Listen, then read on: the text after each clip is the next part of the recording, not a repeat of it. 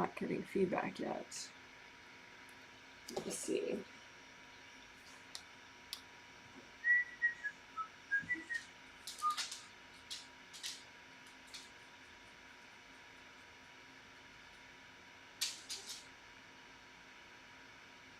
Trying to find the live stream on my phone so I can watch myself.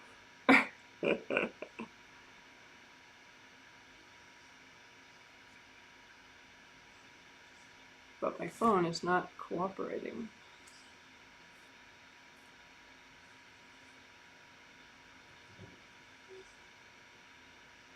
Yeah, my phone is really not cooperating. Let's see. One more time. Come on, YouTube.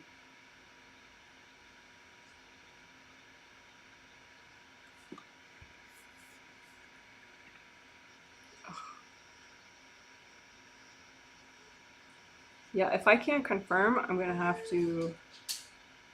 Yeah, my phone is not at all cooperating. It won't show me. Oh, here we go. Okay, finally.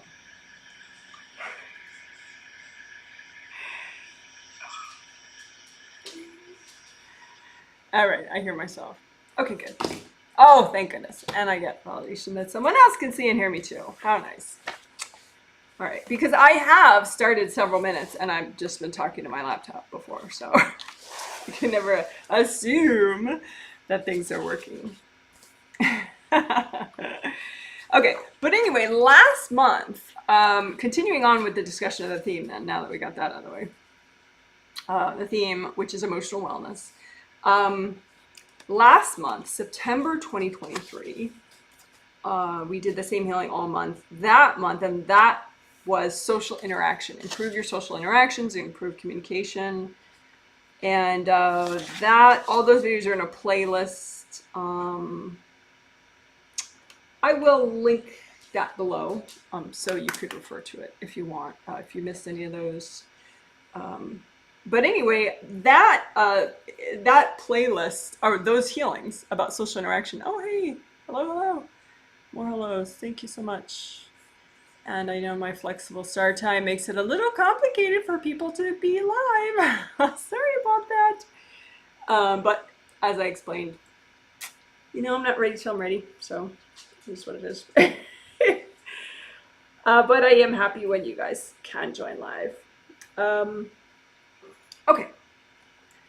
But anyway, the social interaction one, wow. I had a lot of results from that month of healings. A lot. In a good way.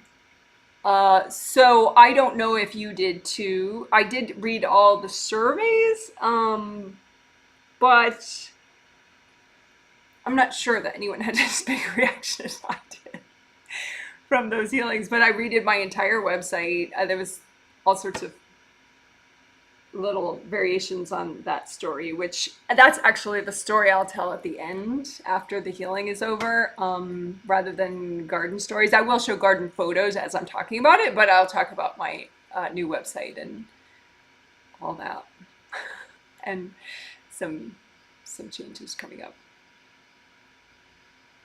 that don't require you to do anything different really necessarily. But anyway, so I'll talk about that later. But anyway, the social interaction one was huge for me. And so this emotional wellness one, in some ways, could be considered like a cousin of that one.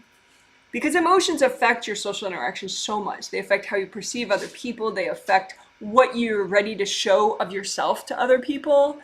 They affect how you receive communications from other people. So emotions and social interactions, they're almost like two sides of the same coin. So, I mean, not exactly. Obviously, you can communicate from less of an emotional place, like as far as your intention and everything. However,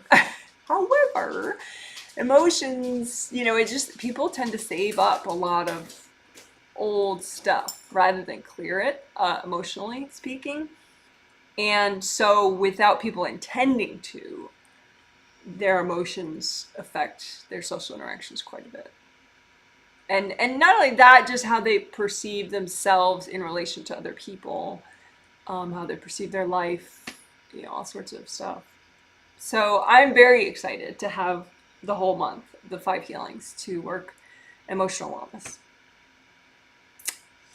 And it it sort of is the 2 aspects of, today's tea is it's one of the black, I didn't show this one, I don't think, but it's another black tea, decaf black tea, another decaf black tea, plus a little bit of yerba mate. But anyway, and my mugs that are pretty cobalt, which is a nice 6 chakra color.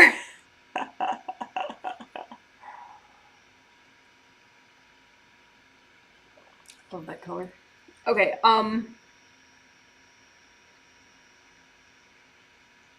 another thing that some people did mention in their surveys from the last healing in the twin set of September was they liked the hips work that we did. We did unblocking hips and shoulders in that last healing. So we're going to do that again today. Because as I read people's feedback about that, that kind of validated my intuition that, like, yeah, one more time, let's do that. So I think, like I hinted at, when you work emotions, you want to be very present so that you're emotionally intelligent. You have all your wisdom, and so you don't just like fall into a pit of despair or anger or sadness or whatever. You have, like, you're driving the car, you can moderate and have your serenity and all that good stuff as well, right? So hips work, unblocking your hips and unblocking your shoulders, it can just like kind of get you in much more. So that and by unblocking your hips and shoulders, I mean also that especially your auras right in front of and right behind your hips and your shoulders, because they can get so locked up, and then it's like you're in but you're not totally in, or some people are just not at all in, so that does not directly relate to emotions, but we're going to do that as a complement to the emotional work to help you to have the level of presence and grounding where you are emotionally intelligent.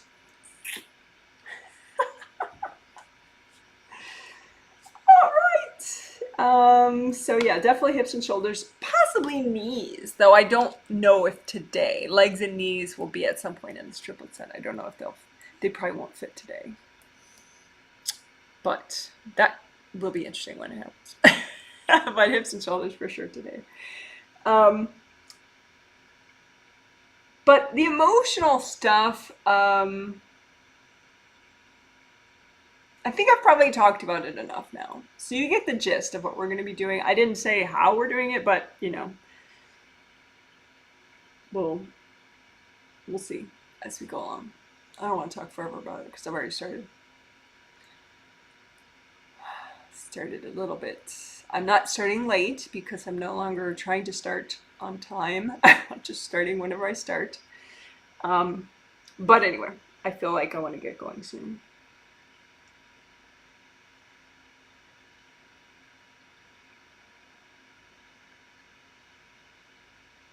Yeah, but that's the idea. Emotional wellness should be good. And emotional intelligence.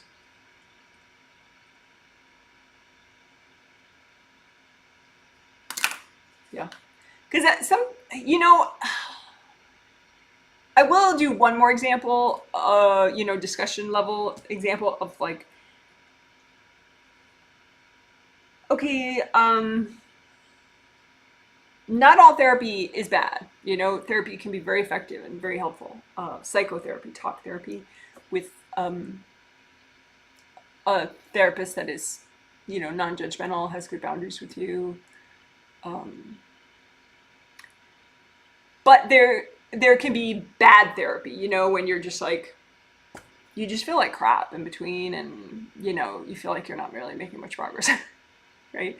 So with bad therapy, what happens is the deep stuff maybe gets triggered, but it never clears. And so you just keep talking about it and talking about it and talking about it and figuring out, 100 different ways to describe it, and it's all still there. So that would be bad therapy. Good therapy, you actually clear the energy blocks as you're discussing them, and you lighten up, kind of like good energy healing. So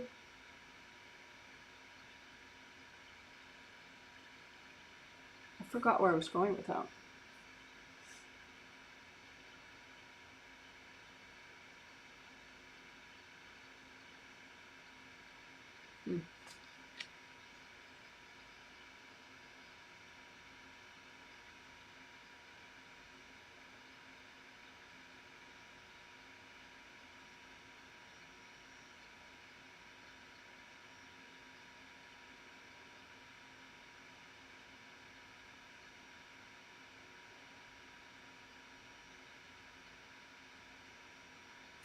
Emotions is one of those things where your emotional baggage, you can have had it for lifetimes, a certain bunch of baggage, say from a past life grief experience that you never got over, or some kind of a, past life breakup or something, past life, abusive relationship that you were in.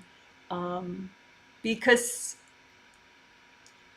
death doesn't clear everything, so ideally you would clear during the lifetime so that you don't bring the baggage forward to your future lives. Heaven's beautiful and it feels really good, but that's like a vacation from your baggage. It doesn't wash it all away permanently. You still have to work through the leftovers in your next life, and then the leftovers from that in your next life, So the idea is, let's clean up the leftovers that have been, that are still in the fridge, and you're not going to eat them.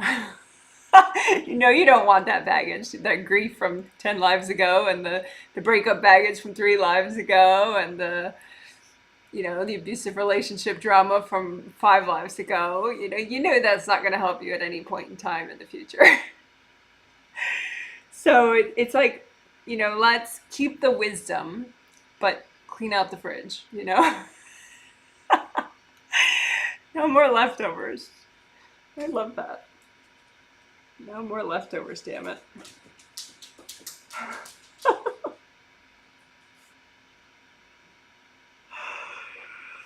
I was just the other night, it was the night before last, I finally threw out this this stuff that I made that I had eaten most of it, but it wasn't the taste sensation that I was hoping it was going to be, So it was kind of a bit of a cooking flop, And I didn't throw out the remainder of it until it started going bad in the fridge, and then I was like, oh, gotta throw it out, right? But I think it's a good metaphor for what people do emotionally. They tend to not even try to get rid of stuff until it's really stinking up the place, like they're really snapping at all their loved ones, or they're, there's some level of real symptoms that they're experiencing, and then maybe they start cleaning out the fridge. So what we're going to do is we're going to be proactive and proactively clean out your fridge of of stuff that's no longer serving you. We're not going to wait for it to mold. But there is moldy stuff too, so we're absolutely getting that out. But we're like gold gloves and stuff, so you don't get any grossness on you. But anyway, so maybe that's my final metaphor for the discussion time.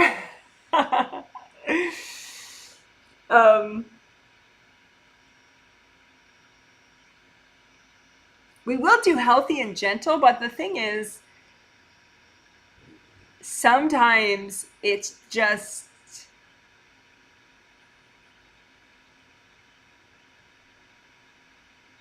sometimes cleaning out stuff is not fun, like me cleaning out that, what was it? It was like it was a sour, we had gotten free fruit from a neighbor, like guy, I don't know, he lives like blocks away from us, but he posted on the neighborhood page, he was like, oh, I have free plums and apples, come and get them. So we got, you know, he was giving me out like already in packages. So we got a package of, you know, plums and a package of apples. Turns out his apples were completely unripe. Like the seeds were white, you know, which means that you picked them way too early. But, you know, whatever. What are you going to do? Say, well, dude, you picked your free apples at the wrong time. I don't want them, you know? And I didn't want to waste the food, you know, right? So you can cook unripe apples, and, you know, if you cook the crap out of them, they're not bad for you, you know? But the plums with the unripe apples, it was just so sour. So then I made this applesauce. It was like insanely sour, you know? And I was like pretending like, okay, well, you know, I'm sure it's good for me, you know? And I would mix it with other things to try to, you know, but I don't want to have a lot of sugar, you know? And so it, it was something I didn't want to admit was not serving me to keep it. You know, I should have just fed it to the worms in my compost pile or something. So that's the idea. It's like, what's making you keep this junk that, you know, this sour sauce made from sour plums and unripe apples? Like, what the heck? Why are you keeping it? You know, you're keeping it because you don't want to admit something or something. You know what I mean? Like, there's some uncomfortable truth, you know, going on. But hopefully, what we're going to try to do is get to those, you know, inner kernels of, you know, where you're kind of like painting yourself into a corner and you're just making stuff unpleasant, like completely unnecessarily. Like, I could have just been like, oh, well, worm food. Not my fault the guy gave out like really crappy, weird, unripe fruit, you know? The worms will be happy, and I wasted a few hours cooking it, but whatever, you know? What makes you just limit yourself and your happiness and just suffer, you know, versus just letting it go? Just being like, hey, it is what it is. I'm moving on. So, so that's the idea. We're gonna clear that. The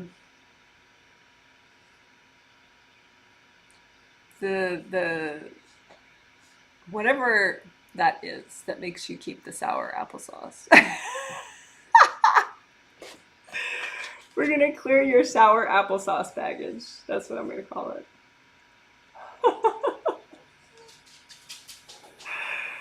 So that you don't have to keep sour applesauce in your fridge for 2 months on an emotional, spiritual level, you know, which ends up being like for 2 decades probably, you know, whatever the emotional baggage is that you're hanging on to. So that's good. We'll call it sour applesauce baggage. It was really sour. Okay, cool. Excellent. So I'm going to quickly look at some comments, and then we'll have 3 minutes of quiet while I finish my prep and say hi to these people on a spirit level, and then we'll start the healing. Oh, and geeky stats, the 130 people that I will be healing today, they're in 13 different countries, including 14 kids, ages 4 to 17. How cool is that? And, you know, hats off to those enlightened parents that are getting their kids healings about emotional wellness. Like, how cool is that? And also hats off to the husbands and wives who have purchased their spouses an emotional wellness healing set because, you know, pretty smart. Alrighty. So of the 130 people, 102 are in the US, 6 are in Qatar, 4 are in the United Arab Emirates, 4 in South Korea, 3 in Canada, 3 in Ukraine, 2 in Spain, 2 in the United Kingdom, the UK, 1 in Germany, 1 in Serbia, 1 in India, 1 in New Zealand, and 1 in Bermuda. And I hope everybody is safe, because, you know, with global warming, etc., there's all sorts of storms and things that people are dealing with. So hope the angels help you all to be safe and healthy so that you can enjoy your life and also enjoy this healing set. Okay. So let's see, comments. Can see and hear you from Las Vegas. Thank you. First comment. We can see and hear you. Thank you. Can see and hear you. Thank you. Thank you. I definitely took lots of action since the last set of healing on lots of projects I had been talking about for years. Interesting to know. Yeah, same with me. I will talk about it at the end after the healing, but wow. My stuff that I did was so overdue. I hadn't been meaning to do it, but I could have done it and it would have benefited me like 10 years ago, 15 years ago to do it, but at least I did it now. All right, so good. That's nice that you had some of those results too. So this is, hey Janet, we can see and hear you in Evanston, Illinois, near Chicago, but so far away. 56 and rainy. Interesting. Well, it's October. I guess that makes sense. Someone says, the last set really resonated with me. I was surprised because I didn't feel it initially, but it made me stop overgiving and way more assertive in a good way. Yeah, that last set was like a sleeper. It's like, didn't seem that fantastic when it happened, but then, whoa! Someone says, excited for this. Good, I'm glad. So this is, hello, Janet. I have things like copper measuring spoons that I don't use, but I keep because someone gave them to me. Yeah. Yeah, I have this box of scarves that are so not me that I have to give away.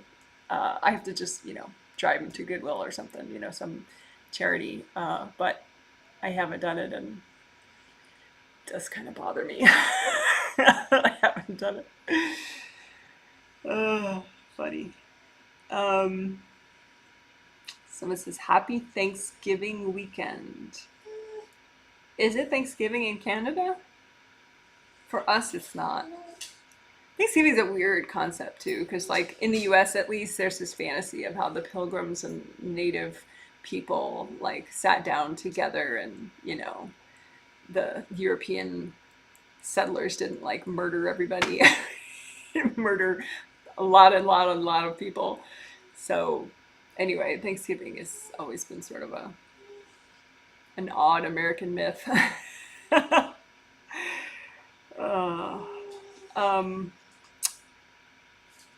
But perhaps in Canada it's much more evolved, as many things are in Canada compared to the US. Hi, Janet from sunny Whidbey Island, Washington. Well, hello. Now I'm going to have to look up where Whidbey Island is. There's so many cool places in Washington State I have no idea about, even though I live here. Hi from Northern Ireland, the UK. Hello to you too. Yes, Thanksgiving in Canada. All the families are getting together Sunday for supper, Monday's a holiday. Well, hopefully that's a nice thing for you. Family tradition holidays typically aren't. Now they're pretty neutral for me, but at first when I wasn't, when I chose not to any longer communicate with my genetic family, those holidays were a little bit of a challenge, but that was decades ago. So now I sort of enjoy the simplicity of not having an extended family to deal with. I mean, to deal with on the physical conscious plane. Okay, well, now I will, but I hope it's a good time for you and others. All right, so I'll be quiet now for a few minutes, probably 3-ish, and as I finish my prep, and then towards the end of that, you'll see me go like that. That's how you know I started the healing. For the first minute or so of that, I will be quiet and not talk, and then I'll talk, and the rest of it will be a walkthrough, like I'll be healing, but I'll say what I'm doing as I do it, so if you want, you could use that as a walkthrough to heal yourself. But if I'm healing you, you don't have to heal yourself at the same time. It's totally optional, whatever is enjoyable for you.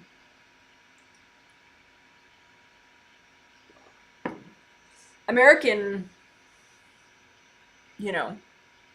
fantasy, Thanksgiving, Pilgrim, Native people, harmony, fantasy, Thanksgiving is in late November. Which is probably why I'm going to have, I think I'm going to have add on maybe just 10 spots to the November triplet set and sell those. Just because, might be a time people need healing extra. But anyway, all right. So I'm going to be quiet now, really, really, really, for a couple minutes. Hope you enjoy the silence as much as I will.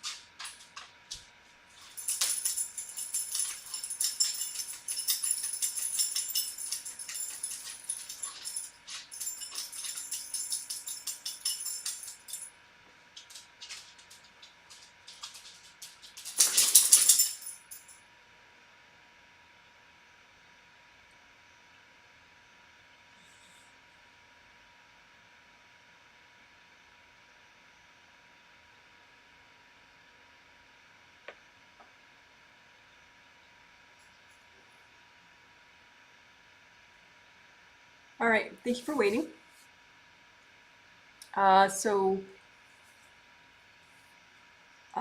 When you heal yourself, you don't have to use a copy out in front of you, but that's what I'm going to be doing as I heal people. And I tend to, when I'm healing myself, always use a copy out in front as well. I view a copy out in front.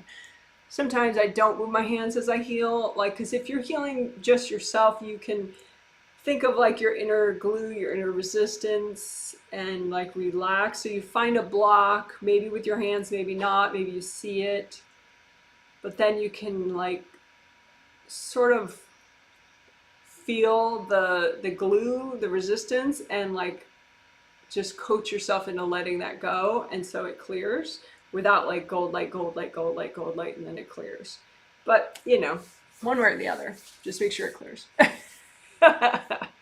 But using a copy out in front of you is a really good technique. Like I said, I'm always looking at that, but I don't always move my hands to apply the gold light. Sometimes I'll just relax. You have things in your space already that are generating gold light potentially, but some people I'm looking at, you know, not so much, you know. So that's another good reason to like apply lots of gold light with your hands until you can wake up, say, your creative rings, your manifestation wings, you know, your chakras, things that generate energy and generate flow.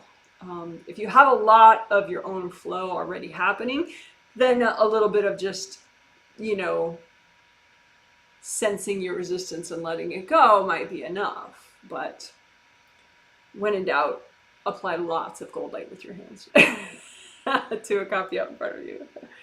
So anyway, if your copy is of everything, that's your 17 auras, your physical body and your astral body are inside there. And then you're inside your auras, and then you have 2 groundings that connect you to the core of the earth. One I call your physical body grounding, one I call your astral body grounding. So that's what we're going to do first. We do the 4 essentials first in all these healings, just because, you know, a lot of times that's what people most need. So we start with these foundational things. So now let's do grounding. Long story short, let's do grounding. So recreate both your groundings. Make them red or orange or yellow. And bring them up high as your 3rd chakra. I didn't used to say that, like in some of my old meditation recordings you could download from my website for free, that are made like 9 years ago. I would have just the grounding come up to your 1st chakra, which is, you know, at the base of your spine. But I think it's a nice extra thing. Bring it up high. Bring it up high, as high as your 3rd chakra, where your sternum bone ends. Because 3rd chakra is really important. It has to do with good sleep, productivity, starting projects, finishing projects, throwing out the sour applesauce. So it's good to support all your lower chakras, 3, 2, and 1, with a higher grounding, I think. So make both groundings wide as well, as wide as all your auras. So pretty much as wide as, you know, the heel of the palm of your hand if you stretch out your arms. So make red or orange or yellow groundings for yourself. Make them both the same color. And then just have the copies of your new groundings out in front of you and comb through them with gold light from your hands. So you have a big energy center in the palm of each hand and one in each fingertip. Chakras have this basic shape, but obviously the one that's in the palm of your hand isn't long like this. So there's a round opening here and a round opening at the back of your hand. So you set that chakra to be gold, metallic gold color, like this glitter, if you need a reminder of what metallic gold is like. But just and then your fingertip chakra, same thing. Just make those metallic gold with your intention. You don't have to be able to see energy yet to do that. So as they spin, then they're going to be generating energy at that vibration of gold, at the color of metallic gold. Why does that matter? Because gold is fast moving, but not too fast. So it's a good way to lubricate and sort of help you move out of resistance and let go and repair as well. So your 2 groundings, wash them out with the gold light. Find the blocks and surround them in so much gold light, saturate them in so much gold light that they melt. Melting the blocks in your groundings. So we created your groundings and now we're unblocking them.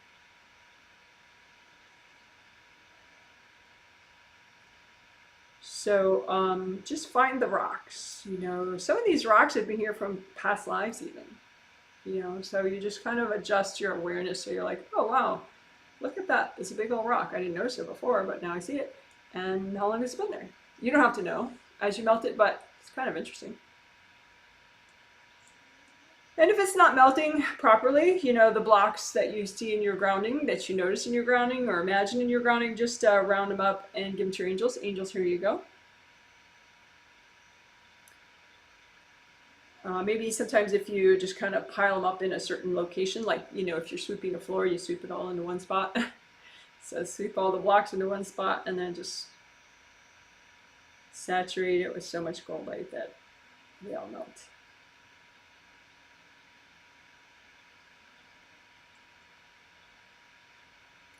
And you may have some invasive beings, and some people, you know, that's like a scary thing, but, you know, I don't think it has to be. I mean, you know,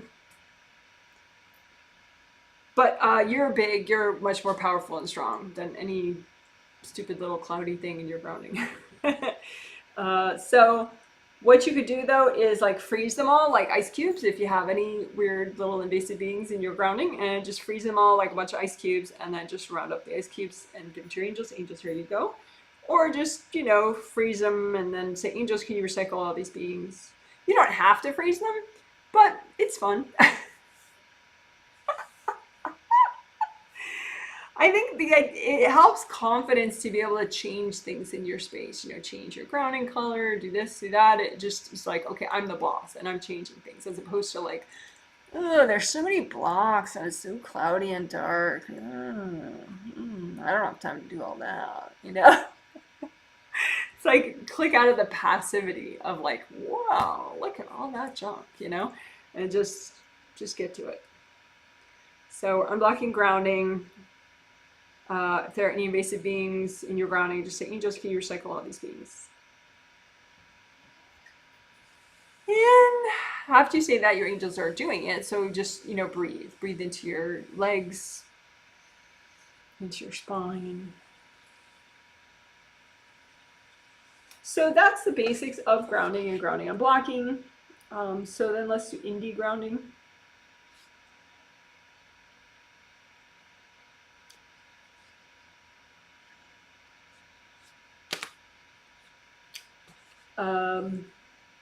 So that's where you still have the copy of your groundings out in front of you, and you use gold light around the outer perimeter, all the way down to the core of the earth.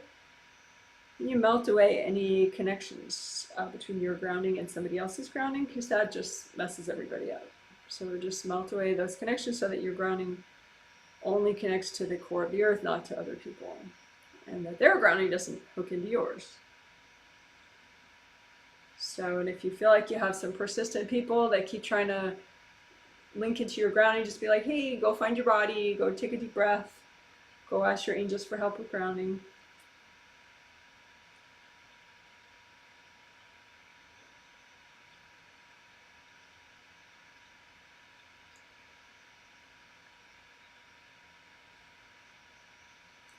Sometimes you might have something in your grounding, and this goes to that emotional theme, emotional wellness theme that we're having for this month. You might have something in your grounding that you're avoiding, and so you don't really want to clear it, because that would be admitting what you're avoiding, right? The whole, you know, sour applesauce baggage. You know, there's some kind of baggage in your grounding potentially that is just inconvenient, and you're just like, you're tying up your energy system just in order to avoid it. So let's not do that, right? That's silly.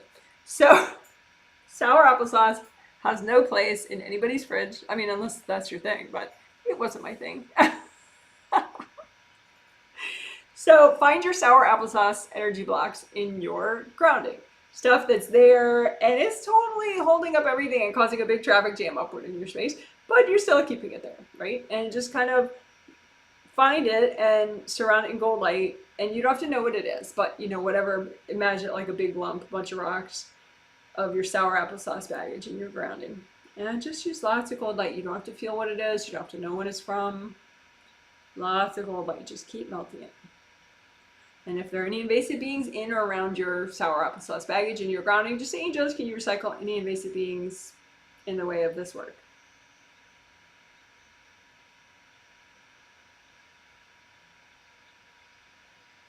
And maybe your gold light has reduced it in size completely and it's gone, or maybe it's still the same size. If there's anything left, just give it to your angels. Wrap it in gold light and take that and give it to your angels. Angels, here you go.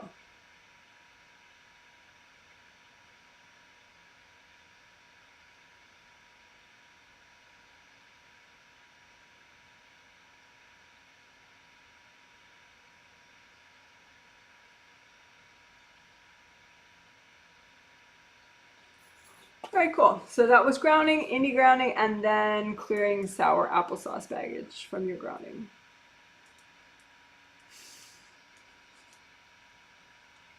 Which I'm abbreviating as SAB, sour applesauce baggage. I'm sure we'll do more of that on and off throughout the healing. Okay, cool. So the next of the 4 essentials is aura repair of your 17 auras. So we'll do that now. So you make a copy out in front of you of all your 17 auras and you use your intuition to figure out how they're doing. Are there any rips? You can still, yeah, whatever. And the idea is you want to sense if there are rips because you want to know if you should repair. I mean, now we're going to repair no matter what, but there may be a time in your day where you don't want to spend the time unless it's ripped up. So practicing with your intuition to see if you have rips is helpful. And personally, I manually, if I have rips, I typically don't do a composite copy technique. I'll like find the area in my space where those rips are and address it locally with gold light and clearing beings and removing devices and all that. So it's a similar process, but I don't do like all my rips at once because typically I'll just only have 1 or 2 areas of rips. But that's more advanced because you have to be able to see and sense with accuracy so that you don't miss any spots. So if you're not yet at that level of accuracy, then the technique we're about to do is perfect because we're going to be repairing all the rips at the same time with composite copy technique. So you just make a composite copy that looks like a rip and have it represent all the rips in all your 17 auras right now that you have. And then you repair this composite copy rip, and therefore you're repairing all your rips at one time. Okay, so you have your composite copy rip, and you want to clean it out as much as possible so that the gold light makes really good contact with the rip so that it fully repairs. And rips leak energy, so they attract a lot of junk, like invasive beings, invasive people. Also, rips happen because people threw stuff at you, potentially blasts of energy, but also hard objects sometimes. So you may have objects stuck in the rips. So you got to get rid of that. So let's get rid of that first. So if you have any hard objects stuck in the rip, like hard spears or knives or whatever that are energy, but they're hard, just loosen them out with gold light, lift them out, and give it to your angels. Angels, here you go. Any hard objects stuck in these rips, just loosen them out with gold light, and give it to your angels. Angels, here you go. So then you want to just go really deep with the gold light to repair up what those hard objects did. If you have any invasive beings in the way, so angels, can you recycle any invasive beings in the way of this repair work?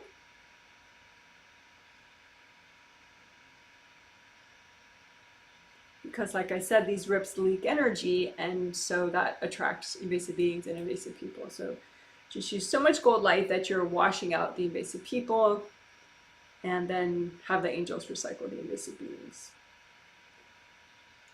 So if you have more hard objects, loosen them up with gold light, lift them out. Angels, here you go. Loosen them up. Angels, here you go.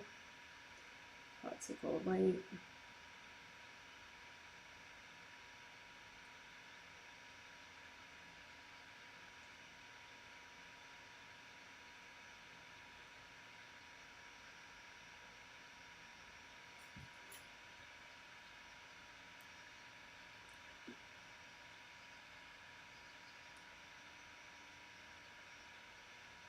You can have dumped energy from other people in the way of the repair as well. So you can just imagine that like a big pile of heavy rocks, whatever energy people dumped into these ripped areas, and just lift those out with gold light, and you can melt them with gold light until they dissolve. Lift out any dumped energy in the way of the repair, melt it with gold light. And I'll just finish up the repair.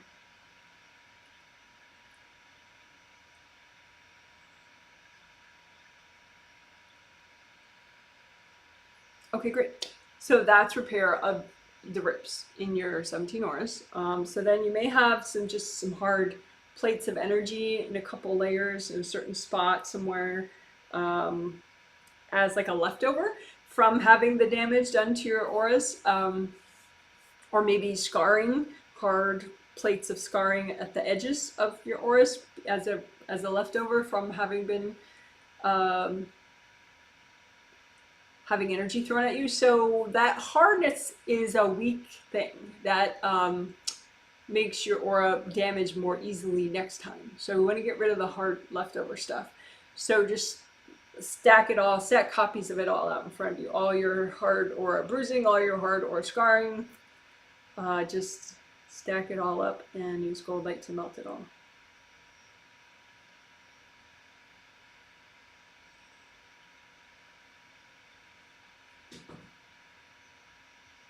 And some of it you may have had for so long you don't even realize, like, oh, okay, yeah, I can melt that.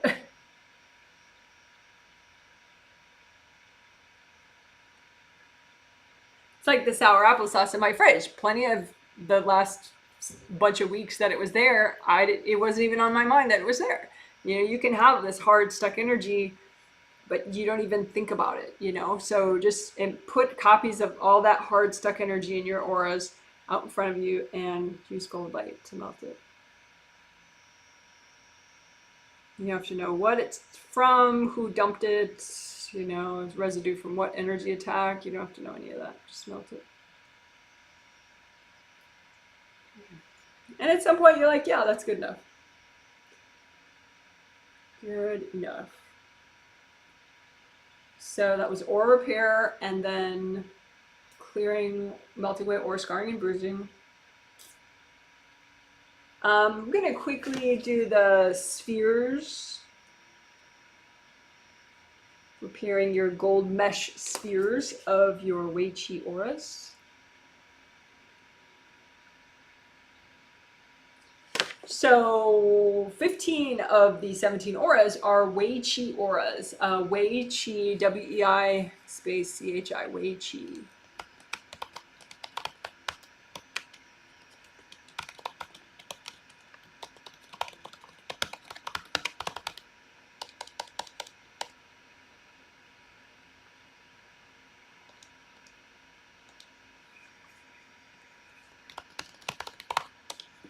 Okay, so Wei Qi is a traditional Chinese medicine concept, but the angels explained to me that you have 15 auras with a lot of this Wei Qi energy in it.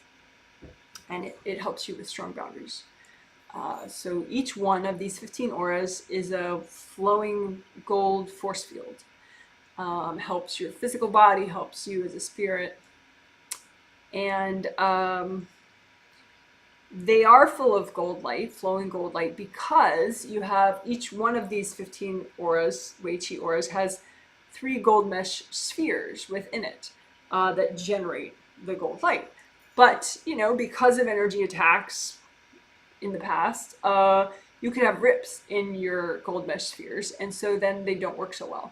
So then it's like you're not getting as much of that nice gold light bathing that part of your body and your energy system. So you just imagine, you know, each of these, you know, 15 gold mesh spheres, the outer one, the middle one, the inner one, they wrap all the way around you in your Wei Qi auras. So you just imagine them, and they could be like black because they just have stuff dumped on them, but their natural color is gold. So you just wash them off and repair them with gold light from your hands. So the 15 outer ones, the 15 middle ones, the 15 inner ones. Right, so there's 15, 15, 15, just go on, going all around you.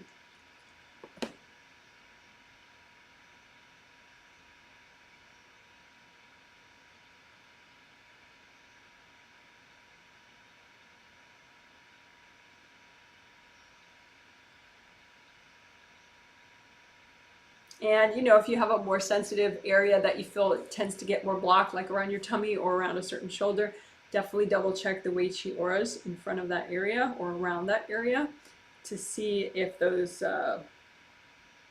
well, see if they're ripped, but hopefully that's not the case anymore because we repaired the rips. But see if your gold mesh spheres are ripped and go ahead and repair them.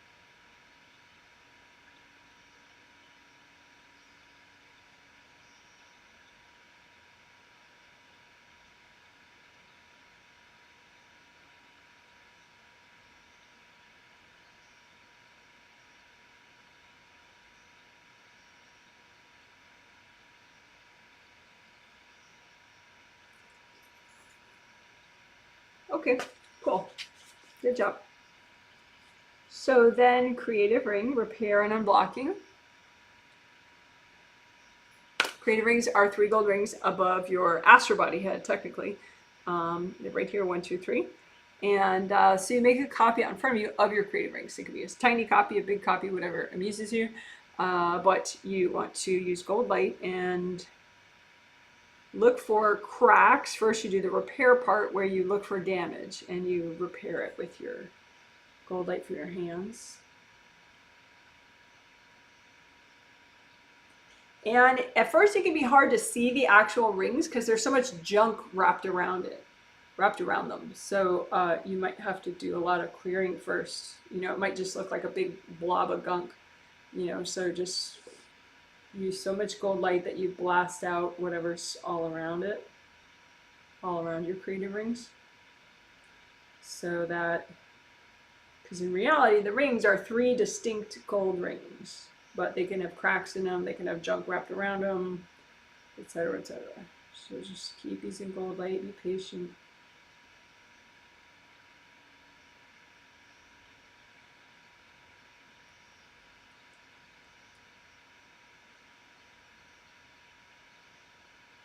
And you can have hard objects stuck in them, you know, say somebody just threw some stuff at your creative ring, so like, you know, you have some spear stuck out of it, or a couple of spears sticking out of your creative ring. So just use gold light, loosen up the hard objects stuck there, and just move those hard objects out and melt them away with gold light.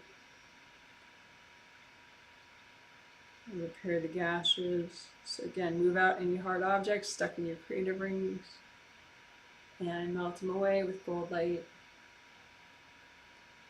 Or hand them to your angels. That's fine too.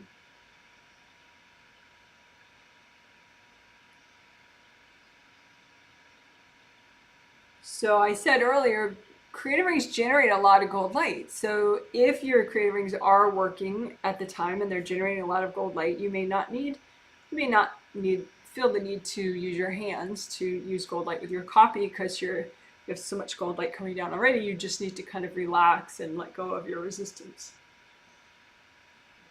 But whatever you want, it works. And the creative rings have flaps, just like the round openings of chakras have flaps. And when the flaps are open, that's an irritated state, so you don't want that. So that's like a top-down view of one of your creative rings. And see, these are the flaps, and they're open, which is an irritated state.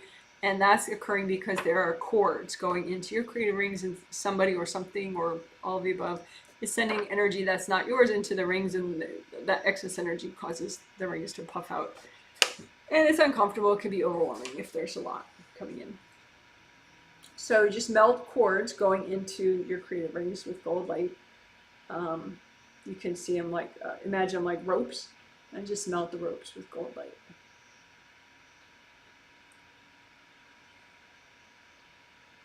You can also sort of categorize who's cording your creative rings, like, you know, imagine them like balloons, 2 groups of balloons. So this group of balloons is like people that are cording your creative rings, and so you just melt cords from them. You don't give them a healing, just melt the cords. You don't give them a healing because group healings are very high risk. And so you wouldn't heal a whole bunch of people at once. I mean, unless you're me or you've made a career decision and you're ready, and you're ready for the backlash that happens constantly when you do group healing. But if you melt cords from a whole bunch of people at once, you're just using gold light and using the gold light within your own space, and that melts the cords to or from those people, so that your creative rings can start to relax. And then you may have invasive beings cording your creative rings, and you can imagine them like balloons on the other side, and the strings from the balloons are the cords. And you say, angels, can you recycle all these invasive beings that are cording my creative rings? And sometimes, it's a little bit too big of a shift to recycle them all at once. So your angels might do half of them at once, and then you have to ask again because you notice there's still some more. So just imagine your creative rings and the, like balloons and evasive beings that are cording your creative rings, like a bunch of balloons, and you still have more balloons. So angels, can you recycle these beings?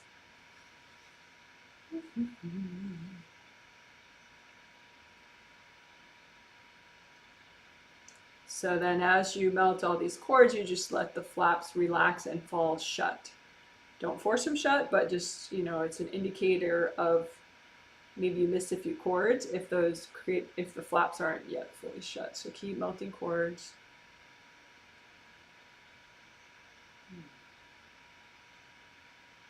Also, you could have energy blocks stuck in the middle of the creative rings or above the creative rings or below them. So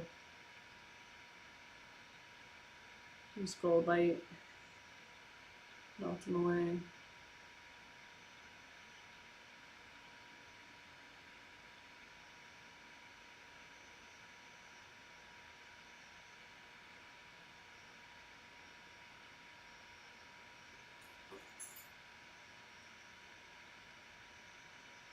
Okay, so that was creative ring repair and unblocking.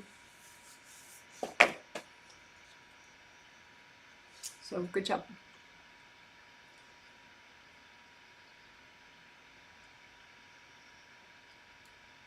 So now the final of the 4 essentials is chakra repair and unblocking. And we will again use composite copy technique,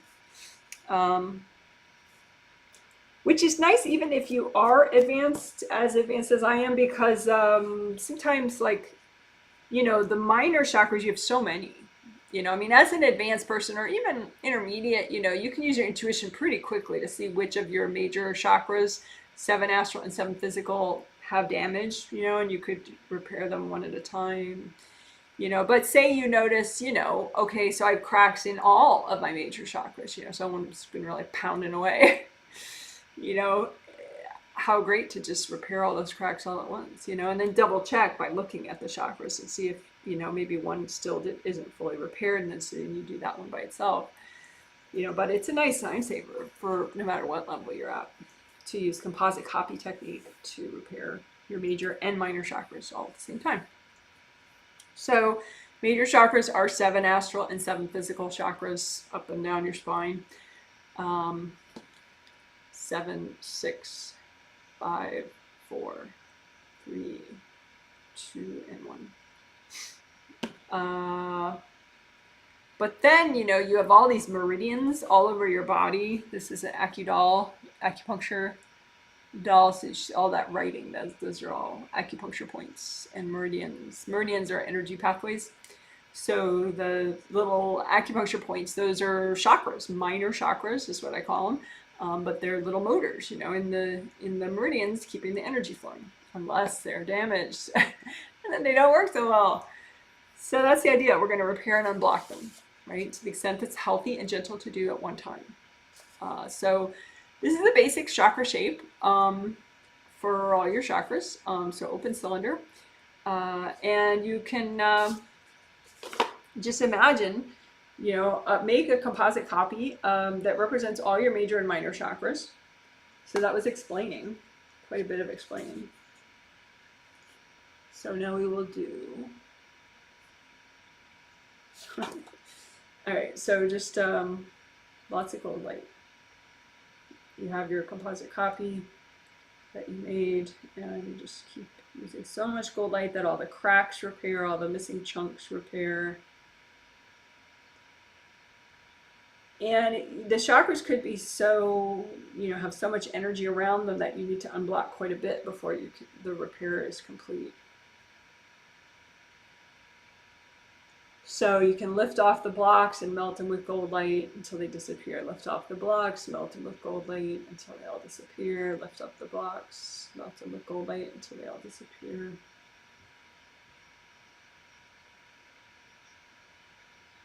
If you're healing yourself, you could also lift up the blocks and just blow them up. Lift up the blocks. Also give them to your angels. You could do that. Angels, here you go. So again, you may have sour applesauce, super sour unripe applesauce, and sour plum sauce, baggage in your chakras, meaning stuff that, baggage that causes you to keep stuff that's really not serving you, that you don't even like. That doesn't make you happy and doesn't help you. It's not helping your learning. It's not helping you in any way, right? So just lift out your sour applesauce baggage that's in your chakras. Lift it out, and you can melt it with a whole bunch of gold light. But if any of it doesn't melt, just give it to your angels. Angels, here you go.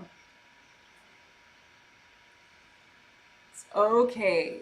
I mean, if you're not done with your sour applesauce baggage, don't let me force you. But it's okay to be done with it and just, free yourself, right? So again, you're repairing and unblocking all your major and minor chakras.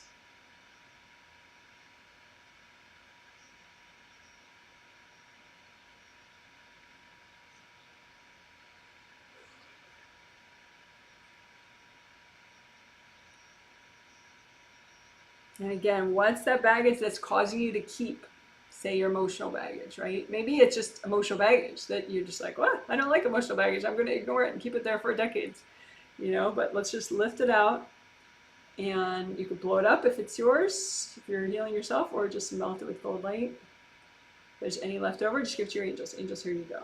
So lift out of your chakras any emotional baggage that you're ready to get rid of. It's sour applesauce. It's totally disgusting. You don't have to force yourself to eat it. It's okay, right? So lift out that sour applesauce baggage. Give it to your angels. Angels, here you go. So emotional baggage. A lot of times emotional baggage would be in your second chakra, but there could be stuff that you associate with emotional baggage, but it's in, say, your fourth chakra or your seventh chakra or whatever, somewhere else. So just any emotional baggage that you would consider emotional baggage that's negatively impacting your emotional wellness, and it's in any of your chakras anywhere. So just lift that stuff out. Emotional junk. Lift up your emotional junk and give it to your angels. Angels, here you go.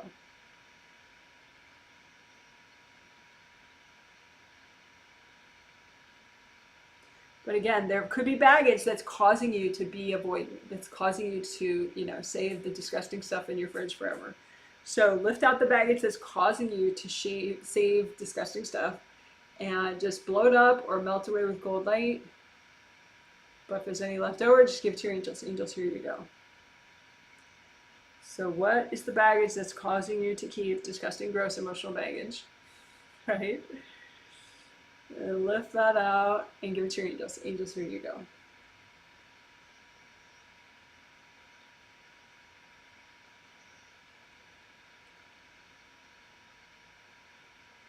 It could be too that you have baggage from your loved ones, like you took on copies of their emotional baggage, and maybe at some age you thought that would help them, but it doesn't help them to have copies of their pain in your chakras. It just screws you. So you have copies of anybody's emotional baggage in your chakras. Go ahead and lift that out. Angels, here you go. You can say, angels, can you bless and help, my brother Bill? Or can you bless and help my uncle? Can you bless and help everybody that I've been trying to help? Angels, can you please help these people? Your petition to divine powers for somebody, it does make a difference. It's not all the difference in the world because they have to be ready to heal. So even though you want them to change, that's not the same as them being ready, but it helps. It's something, right? So as you get rid of their copies of their emotional junk, which is definitely not doing any help at all, you could, ask the angels to help these people, because that's at least something, right? So first, lift copies of other people's emotional baggage out of your chakras. Give it to your angels. Angels, here you go. Feel how that feels to have it not there anymore. Breathe into your tummy, breathe into your lower chakras, breathe into your hips, your legs. Again, lift out copies of other people's emotional junk that you've taken on.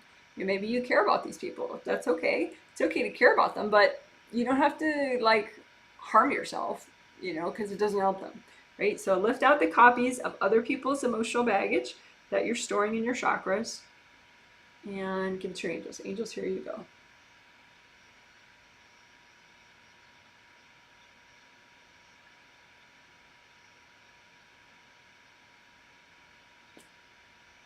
And be aware of that you're melting cords too as you do this. So the cords typically are, at the ends, the round openings, and the pairs of cords from people or invasive beings. And they cause the flaps around the chakra openings to stick out like that. And that's not good. You want the flaps to relax and fall shut, so it's really smooth around the outer surface. You want the flaps shut because then it's harder for people to cord you. So it's you want open flow through this opening so that your energy can fully, leave or go in, and go through the chakra, but you don't want the flaps open. So just keep healing and melting cords so that the flaps can shut. And you may have, scratches or gashes or something in the chakra. You may have spears stuck in the chakras, hard objects. So just, loosen those up with gold light. Lift out any hard objects. Angels, here you go. Loosen them up with gold light. Lift out the hard objects. Angels, here you go. And do a little repair now that the hard objects are gone. If you have any invasive beings in the way of you unblocking and repairing and healing these chakras, just say, angels, can you recycle any of the invasive beings trying to mess with my chakras?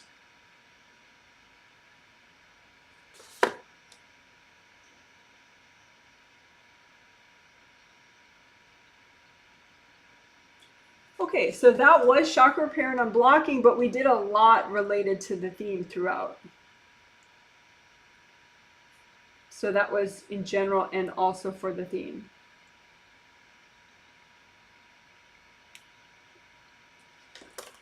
More than maybe we used to do. Sometimes we used to just strictly repair the cylinders that are the chakras, and that's that. But all right, so now what fun shall we do?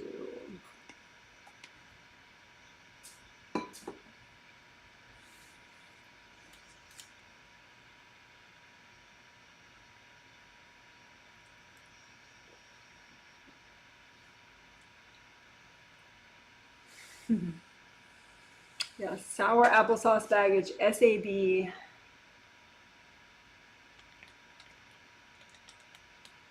We have a new acronym. All right, I'm going to look at a sample person.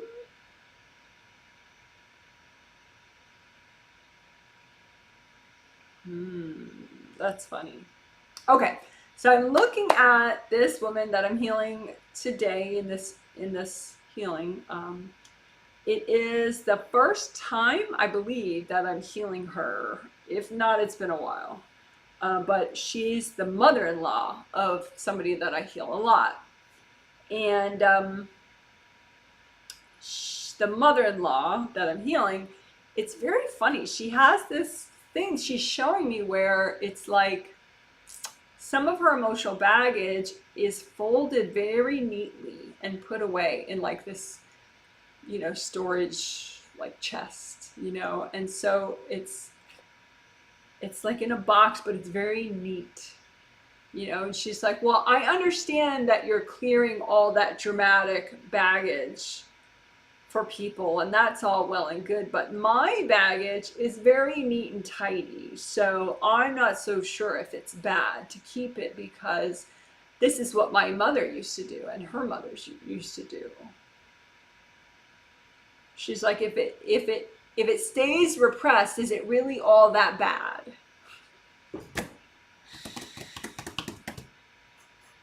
Yes, it is really all that bad, because it limits how much fun you have. It like weighs on you, all those little storage areas spiritually where you have your baggage. Literally, those are like in your chakras, in parts of your auras, in parts of your body system. So it can translate over time into like rigidity in your hips, or your knees losing functionality sooner, or just maybe you don't find things funny that you otherwise might. It could impact your sense of humor. It could impact just like how big you do things, how much fun you have. Maybe it just kind of downsizes you the more of this baggage that you keep, even if it is packed away very neatly. So that's interesting for this woman, because she hadn't considered that, because she was basically taught to just pack it away neatly. Don't cause anyone any drama, don't cry at the dinner table, just hide away your troubles. And then problem solved. So no, problem not solved. So just take a few deep breaths, I'm not trying to demonize anybody, but yeah, problem not solved. Packing it away, even if it's nice and neat. Like my sour applesauce in the fridge, it wasn't a totally neat container. It was just fine. It wasn't hurting the rest of the fridge at large, but it did kind of weigh on my mind, It's like, because I felt all the baggage that caused me to keep it in the first place was still within me. This regret at having, accepted. It's like I felt like I should have known this guy was giving away unripe apples, but like, who does that? Why would you give away unripe? Well, just leave them on the tree, for God's sakes. Let nature do its work before you give them away. Is that so hard? But clearly, I have judgment for the guy, right, which causes me to not clear my energy blocks about it. I get caught in judging myself and judging him for giving away raw apples and not telling everybody, or unripe apples. Here, take my unripe apples. He just says, oh, they're free apples from my trees.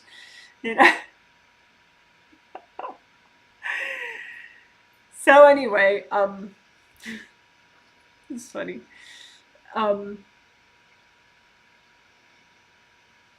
So yeah, storing away your baggage is still in your way. And you may think, well, my life is fine though, Janet. And yeah, your life is fine, but it could get better. You could make it even better. So that's what we're in the business of doing, making your life even better. Okay, so that's a big explaining. That was a big explaining about neatly folded baggage. Neatly folded baggage, which is really repressed.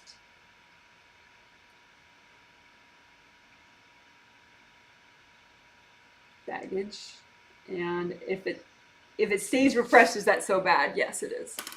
So anyway, why don't you imagine some neatly folded away emotional baggage that you have, and like, don't dive into it and be like, oh yeah, it was, this day and I felt so terrible because this happened. No. Just imagine like a visual representation of it, like maybe in their boxes, maybe it's like a chest of drawers, whatever, just imagine it in the abstract, like, okay, this is some neatly folded away, neatly repressed emotional baggage, that, part of me is like, well, no harm, no foul. It stays repressed. It's fine. So just imagine that stuff, right? And just wrap it up in lots of gold light, because we still don't want it to explode all over you with bad feelings, right?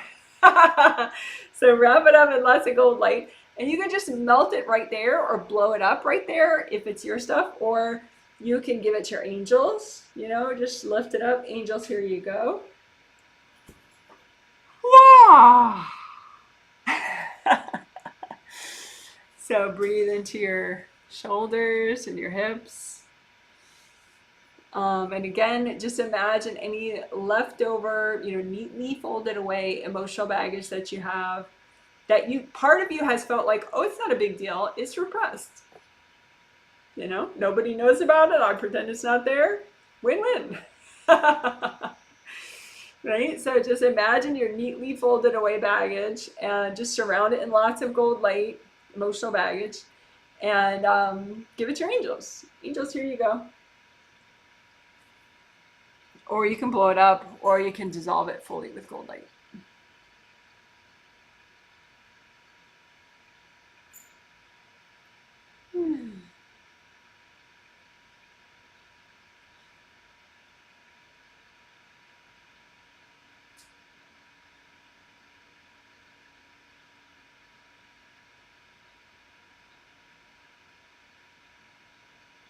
Because it is true that, part of what motivated that person to fold things away neatly and repress them, basically, was because she felt like, well, I'm a mom, and moms don't have time for emotions, Moms don't have time to, take the afternoon off and feel mopey, right? Moms have dinner to put on the table, they have kids' homework to look at, they have, yada, yada, yada, yada, right? So I would say, well, okay, but everybody wants to make the most out of every day. And so we all have that desire, right, to be highly functional every day, right? And so I would argue that repressing away everything does not speak to that goal as well as you think it does. It's like it impacts focus, it impacts, and it makes you kind of martyry, which then impacts how people feel that are around you. So it's not the great solution that perhaps it was taught to you as. Because the idea with clearing it is also to have high functionality, but I think you're more likely to have high functionality on a more consistent basis if you do clear it versus if you just save it and get better at repressing. Alrighty. I had mentioned so that was talking about repressing, and if you neatly fold it away so it doesn't, unrepress at inconvenient times, then, let's clear that baggage too, right? So that was clearing neatly folded away baggage. But now, emotional intelligence. I had mentioned that in the intro, and we've done a little bit on that in other healings, not this year, but I don't think, but in previous years. So the idea of emotional intelligence, at least what I feel about it today, I think it's a concept that could be used in a whole bunch of different good ways. But today, what I feel about emotional intelligence is, you don't, sometimes, especially people that are just starting to work through stuff that they've repressed for a while, or just starting to work through trauma, it's so interconnected. So if they start talking to someone about it, they either say nothing or they say way too much, oversharing. And that's in part because it is all interconnected on a baggage level, but it doesn't have to be. Over time, you can have what I would call emotional intelligence, where you just learn to center yourself and sort of get rid of the glue that interconnects it all. So then you can work more bit by bit and keep your wisdom. And so you're not like jumping into this pool of emotional baggage and, you know, who knows how strong you can swim through all of it. Oh my gosh, you know. You're in all your chakras. You're in your legs a lot, you know, everywhere. And so it's not just all about your emotions. You know, you can clear stuff, I think, in a more sober way, and it's more effective, and it doesn't take up your week, you know. So that's what I would say with emotional intelligence, is just let's clear the baggage that is in the way of your emotional intelligence.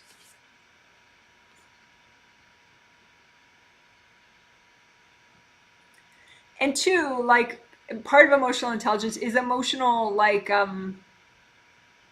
it's just the awareness of like, well, I'm just stuck on something. Let me unblock my grounding. Let me, you know, check my 4 essentials, you know, versus like, oh, I'm just going to cry uncontrollably all night, you know.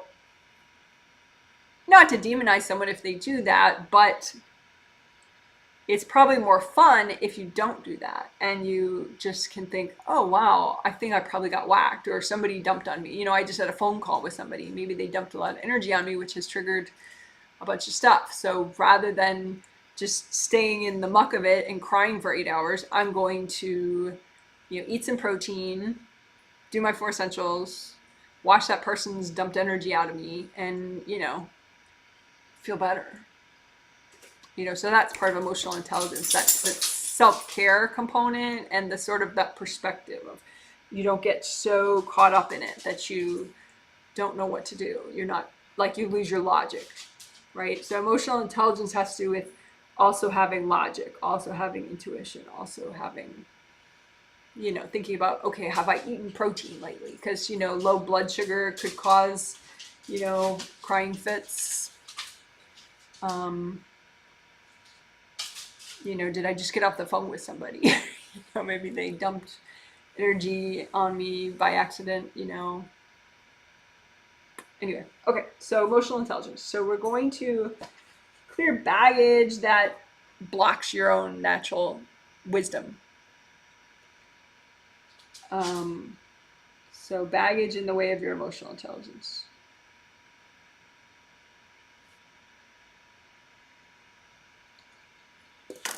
So just put out in front of you, you can imagine in boxes or piles, whatever, any energy blocks that block your emotional intelligence, block you from being logical, from being, you know, solution oriented, from you, you know, thinking about your protein, thinking about self-care, thinking about, well, maybe I need a nap, maybe, you know, solutions, so that you're just not like lost in emotional yuckiness, right?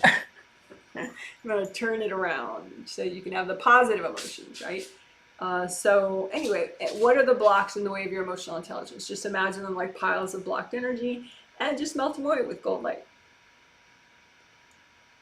Don't have to worry if it's from a past life or from this life, although that's kind of interesting sometimes. As you melt, you can intuit what each pile is from. Maybe some pile is dumped from a sibling, one pile is from a past life, one pile is from an ex, or a mother-in-law.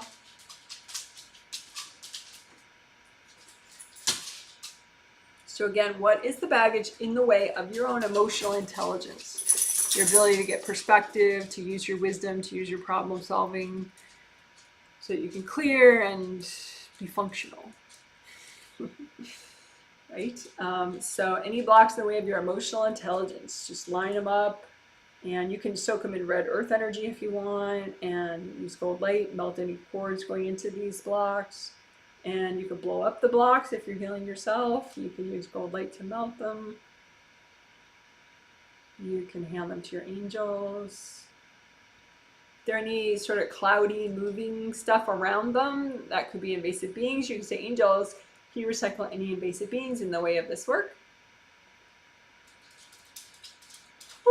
And then just keep melting those blocks. Any blocks in the way of your emotional intelligence.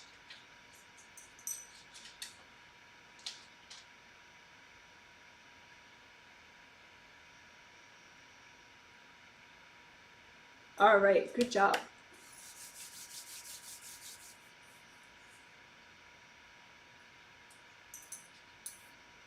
I'm going to look at a sample person, so I'll be quiet again.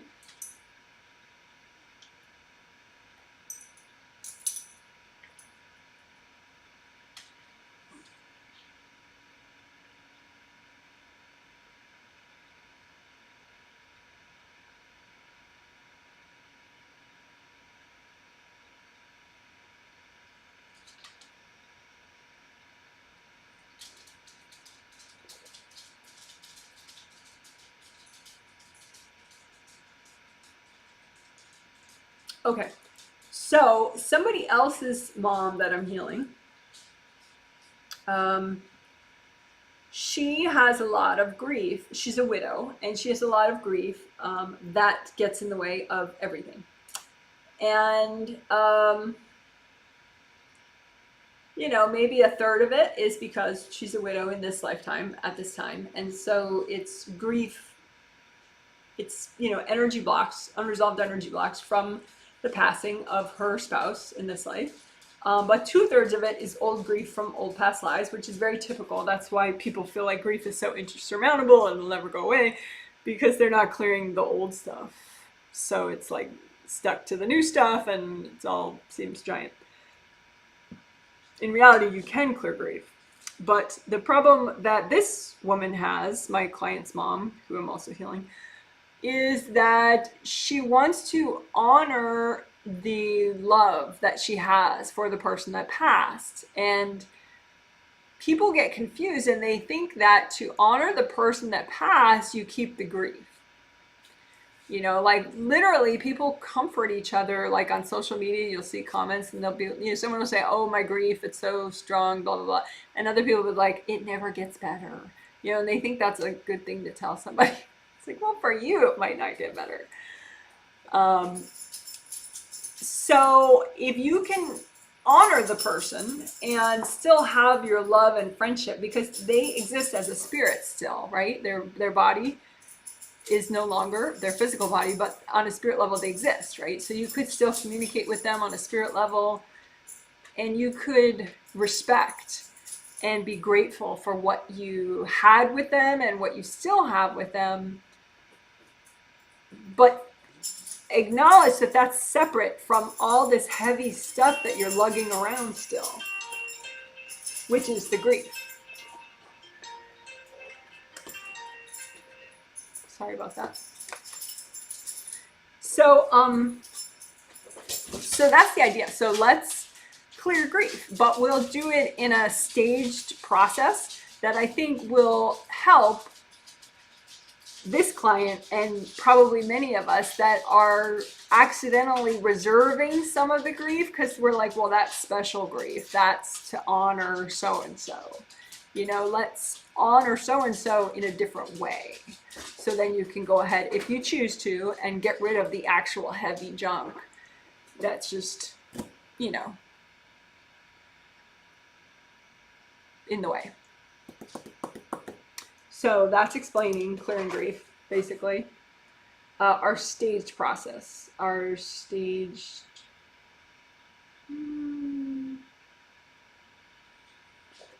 grief versus honoring. Grief blocks versus honoring somebody. Yeah. So those are two different things, and that's what I was discussing.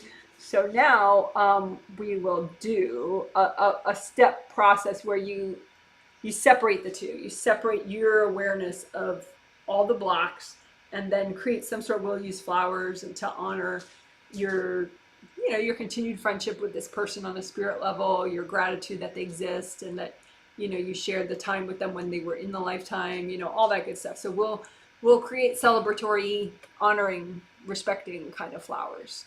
And you can give them to yourself, you can give them to your angels to give to that person, you know, or, yeah. You could, if you don't feel like it's too griefy, you could give them, put them at a respectful distance in front of the person. But it's probably easier for a lot of people, maybe are in, not as advanced in their grief clearing, is just the flowers that are meant for all those people that you're honoring. Give them to your angels, and then your angels will distribute them for you. So yeah, so that's explaining. So now we'll do. All right. So first we'll clear the easy grief.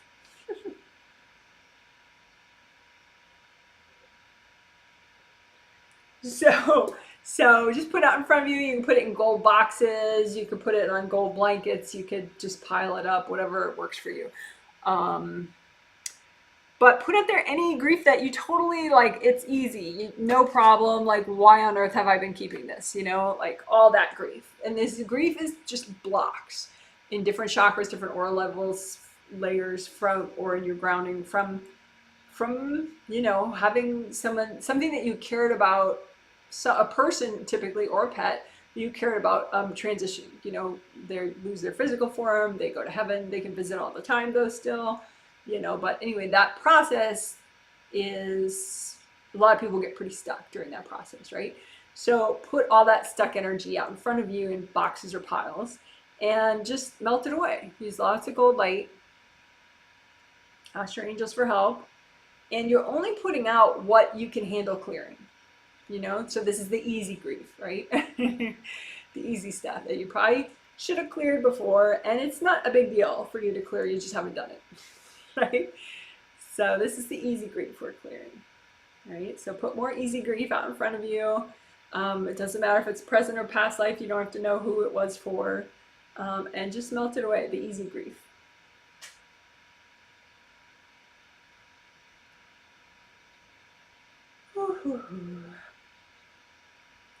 Okay, cool. So that was clearing the easy grief. Not a big deal. You just hadn't done it before. Good to do, right? So now we will do the clearing where it's like more complex. You know, there's this, you really still feel strongly that you need to honor that person and they mean so much to you. And it's just like, it's such a big deal, you know, that you want to celebrate and honor and respect what you have with that person. You know, that the ongoing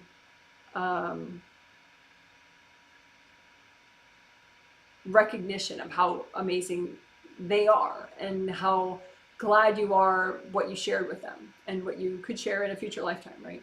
And the ongoing friendship that you have even now with them, right? So that is the more complex grief that we're going to work on right now, right? So you imagine the complex grief, and you can imagine it far away from you if you feel like it, you know, you don't want to feel it, right? So gold blankets like far, far away, that's your complex grief, right? And we're going to break it down, right, into two sections. There's just, so from that pile, separate out just the blocks, right? All that blocked energy that you have about it. And then the other part is where you're trying to honor that person. You're trying to respect, you're trying to celebrate how amazing it is and was and will be, right? So that part, sometimes it's not as light and cool as it could be, right? Because it was together with all the stuck stuff. So just heal the honoring, respecting, celebrating part. And you might want to just completely destroy it and make it new again. Or you could just use lots of gold light and let it transform.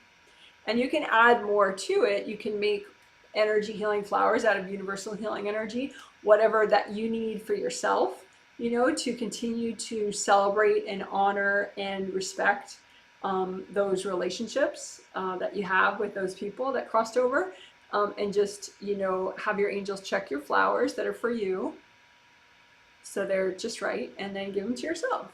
So it's nice and healing for you. It helps you respect and honor and appreciate, right? So you can make some more energy healing flowers that help you respect and honor and appreciate the amazing relationships that you have, even just subconsciously on a spirit level. And say, angels, can you check my flowers? And go ahead and give them to yourself.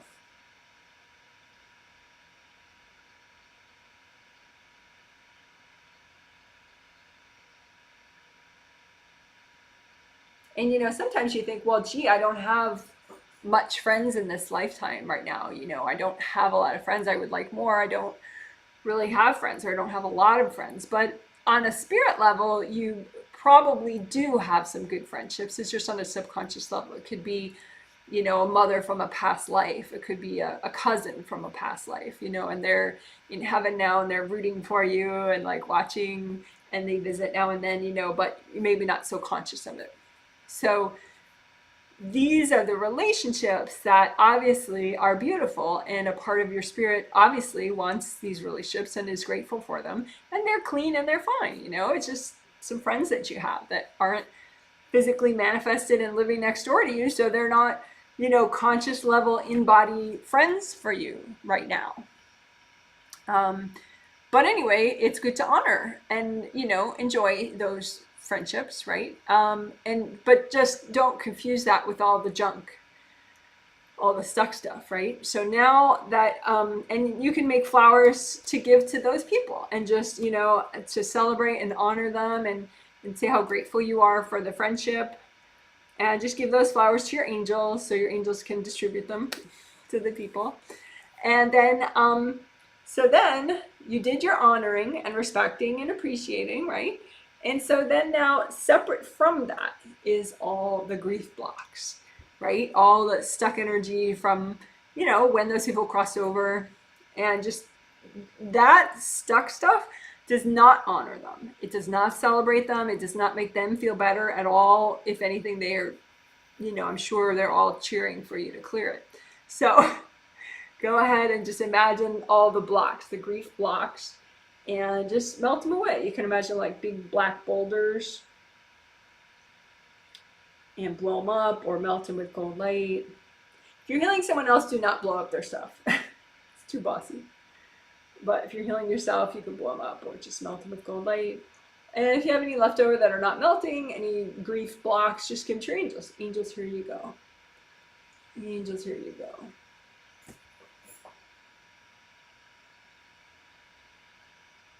So if there's anything left over that's not the pretty honoring and the feel good stuff, just wrap all the leftover stuff that doesn't feel good, right? Those are blocks or pain of some sort, and just keep melting those. You don't need to suffer. It's not necessary. Doesn't honor them. You can honor them separately from this suffering part, right? I mean, if you want to keep suffering, then fine. Don't let me force you out of this, but if you want to just melt away the stuff that doesn't feel good,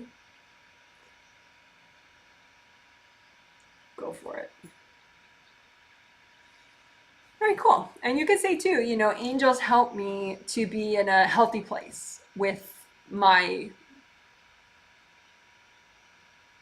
help me to evolve with processing my grief, right? Help me to have my intelligence, grief intelligence.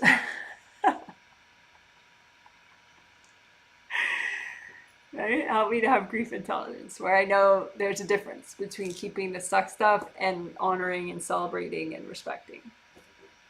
And mourning. I mean, you can mourn. You can have a period where you just feel like you need to rest, and it's not all roses and flowers. It's just you're resting because that was a big shift, when your friend crossed over. But if it's a peaceful mourning, that makes sense, but if it's, you're really in agony, then what you're doing is you're confusing the stuck stuff with the honoring stuff, right? So with grief intelligence, we're separating out the stuck energy from the honoring and respecting and mourning, commemorating, all that stuff. Right? And we're clearing the stuck stuff. So then there's nothing to really put you in agony.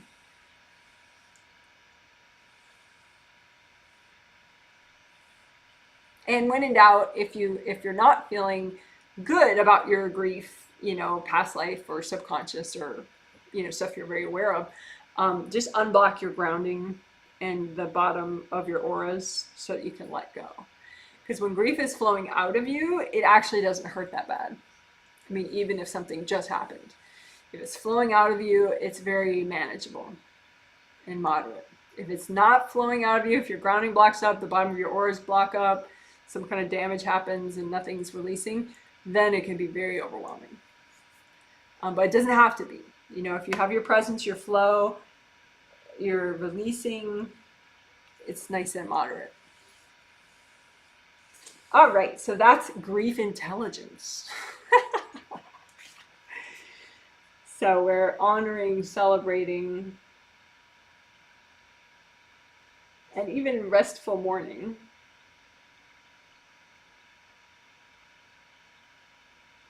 Is separated from keeping the grief blocks. So we clear the grief, we separate that out, and we clear the grief blocks. All right, good job.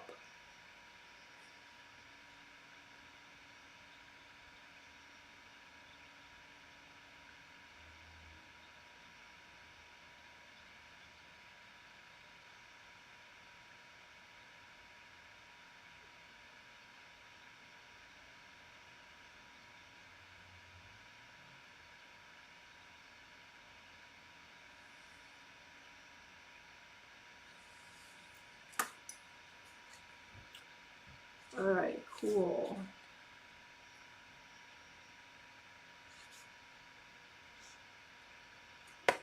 I'm going to look at a sample person. So I'll be quiet for a minute as I do that.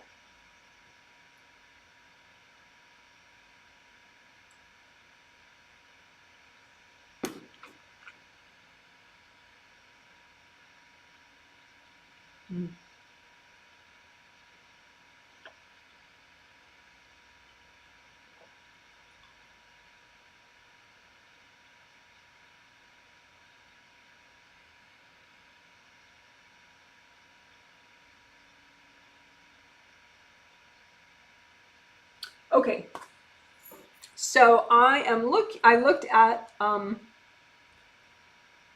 a sample person that angels showed me of the 130 people I'm healing, and it's a client's son. She bought healings for both her kids, her son and her daughter, and they're young adults now, and they're over 18 now, and her son kind of stews a lot, you know, like he has this sort of simmering frustrations and anger, and he just doesn't lighten up, you know. It's like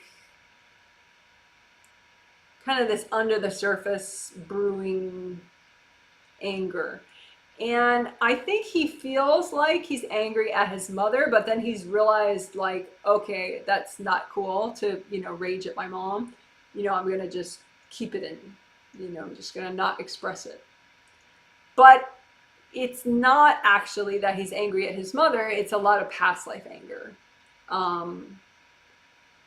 But when his mother is trying to be nice and supportive, it triggers it. Triggers his stored up repressed anger.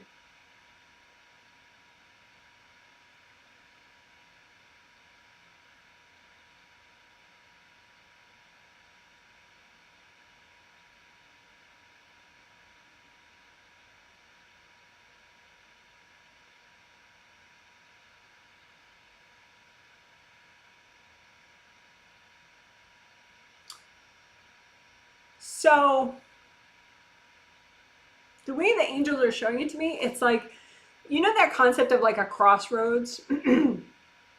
Like you'll be going along a certain way, and then there's like a fork in the road, is, you know, the way people say it. And so it's like that you could go this way or this way down the path, right?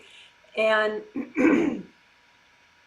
so that client, he had at some point a decision point where he was like, on a spirit level, do I work through and release this past life anger, or is it really mostly my mom's fault? And so I'm just going to kind of be pissed at her, but keep it to myself, right? And so there was some baggage that caused him to lack emotional intelligence and be like, okay, well, all the frustrations I'm feeling must be my mom's fault. Therefore, I'm just going to stew. You know, I'm not going to like let go. I'm not going to work on, you know, because the other fork and the other way that the angels wanted him to choose would have been to just start letting go of all this old emotional pain that he has from past lives and a little bit from this life too.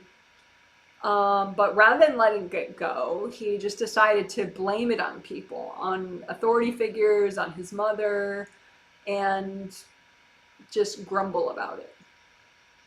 You know, kind of just like it's their fault. Like there's nothing within himself that he needs to work through. It's really everybody else's fault. The world is wrong, right? My mother's wrong, the world is wrong, authority's wrong, everything's wrong, right? So the idea is, can you back up to that fork in the road and clear the baggage so that you can choose the emotionally intelligent path, you know, and just clear your baggage, you know, that you're probably not even aware of what it is, what it's from, you know, but you could still do it, right? So you imagine you're, you know, a crossroads that you had emotionally.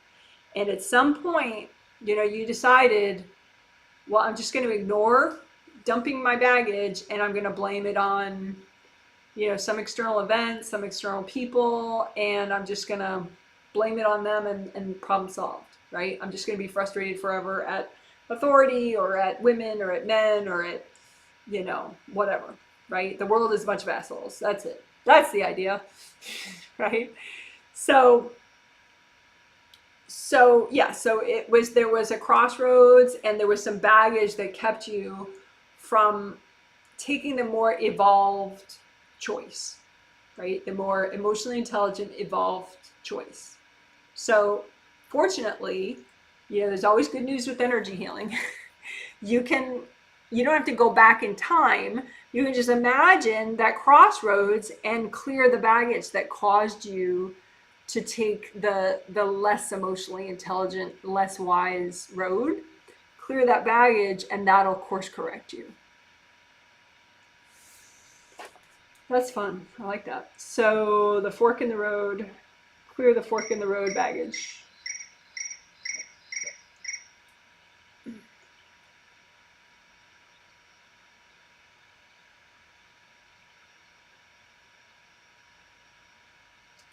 Clear the fork in the road baggage so that you can take the more emotionally evolved path.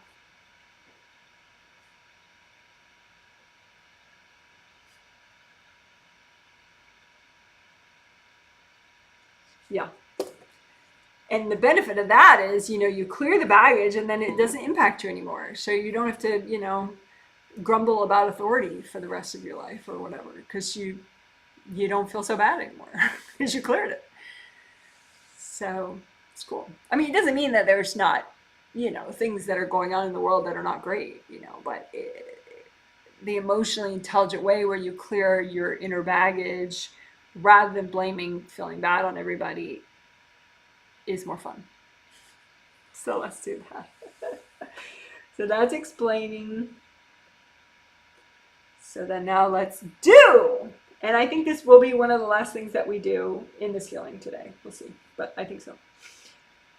So this is the doing part. So just, you know, redo your grounding. Red or orange or yellow. Unblock it, especially in the back. Left side, right side. Some people are more blocked on one side than the other. That's pretty common. So just find whichever side you're more blocked on and unblock that extra. Lots of gold light.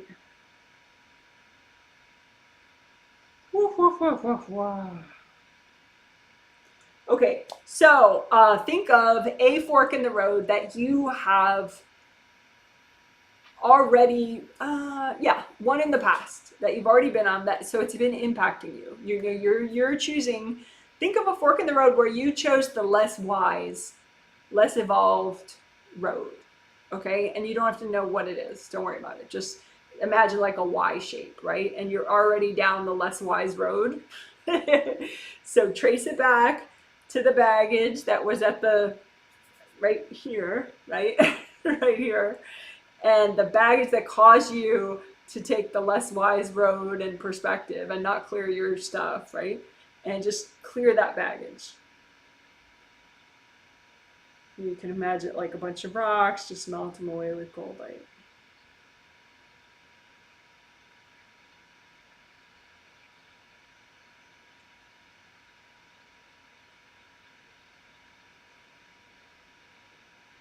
And if you cleared all of it, you might find that the other road, all of a sudden you see it like with lots of gold sparkles on it or something.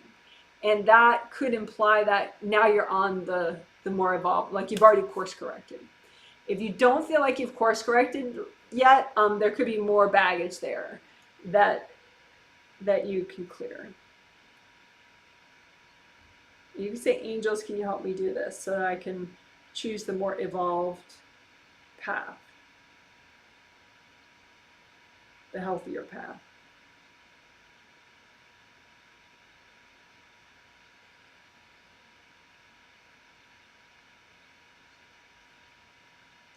Okay, and maybe there's a crossroads that you're at now, you know, as far as emotional decision making, right? And so go ahead and imagine one that you're at now. You're at the crossroads part right there, right? And is there any baggage that's making it harder for you to choose the most evolved, most healthy, beneficial to you ultimately path, right? What's the baggage impacting your decisions emotionally? And just melt it away. Melt away your baggage so that it's easy for you subconsciously and consciously to choose the healthier, more evolved road.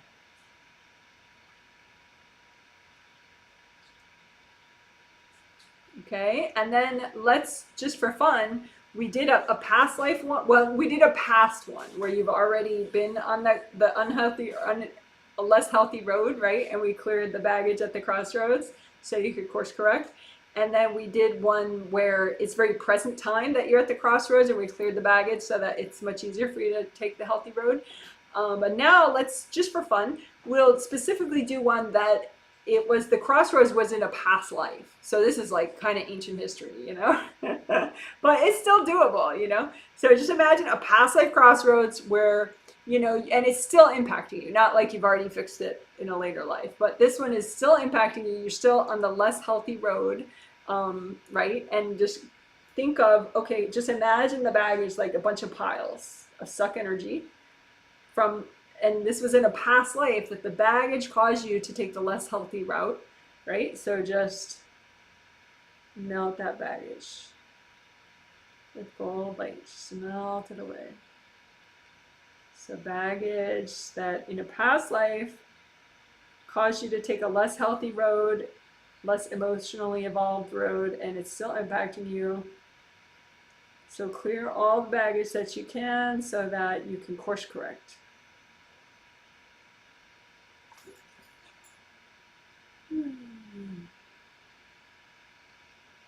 All right, good job. So that was cool. I hope it was cool for you too. So we did it 3 ways. We did it 3 times. So now we will do hips and shoulders unblocking. Just to help, you know, get you really solid for, you know, the next day or two, especially as because you're still going to be clearing stuff and releasing stuff and letting go of stuff. So it's nice to be really, really much more present so that it's a fun flowing process. So just imagine your hips and your shoulders, your hips meaning like this whole pelvic area. And then your shoulders, and imagine your aura is directly in front of and behind those 2 areas. And you just want to be aware of hard energy that's not flowing around your shoulders and around your hips. And you don't have to melt it away immediately, just get a sense of it and like how it's related. Like sometimes there'll be a block here, and they're like just the same vibe. Or there could be a block here, here, and here, and here that are like the exact same vibe. And so you could clear them all at once. if you want. And then find another bunch of blocks around your shoulders and around your hips. Maybe they're just in the back of your shoulders and your hips and not in front. It varies.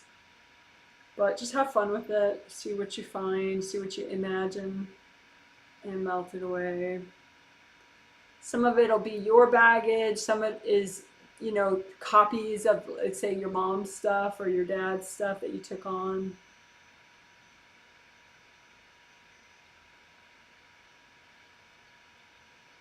And if you have any agreements that you need to clear or bring up to present, you know, like you need to adjust the agreement so that you can get rid of these pointless burdens, go ahead and imagine any spiritual agreements that you have to carry pointless burdens, you know, to punish yourself or torture yourself. And just imagine the agreements like papers or sticks or rocks or whatever, and just run gold light through them. And just say, angels, help me update these so I can be as healthy as possible.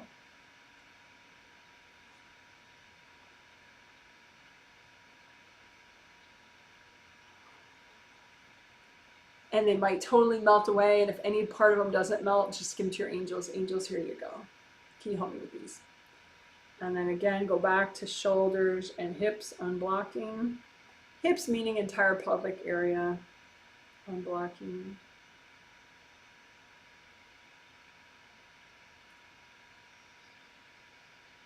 And with the shoulder unblocking, it could be also extend to like the jaw area, in front of the mouth, you know, lower skull, because you do have lots of really cool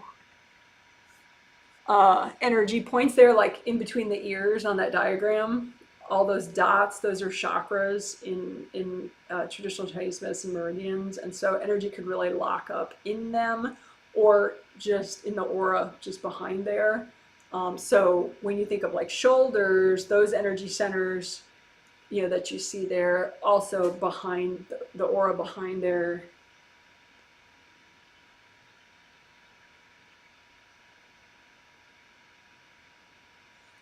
Again, we're unblocking the area inside your shoulders and your lower and your skull, but also around.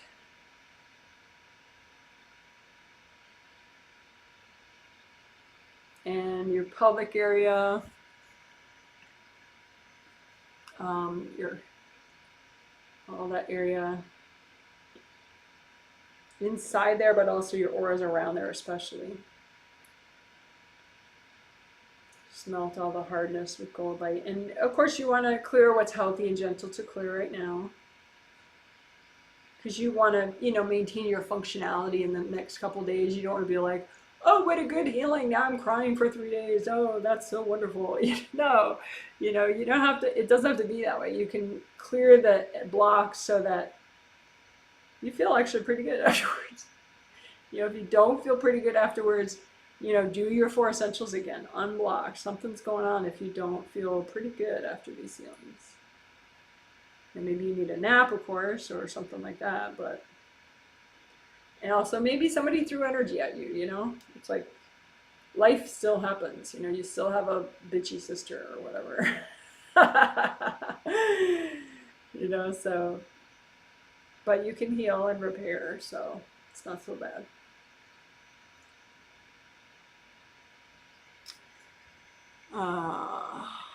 So again, skull, hips, skull, shoulders, neck, around there. Just comb the heaviness out and melt it away.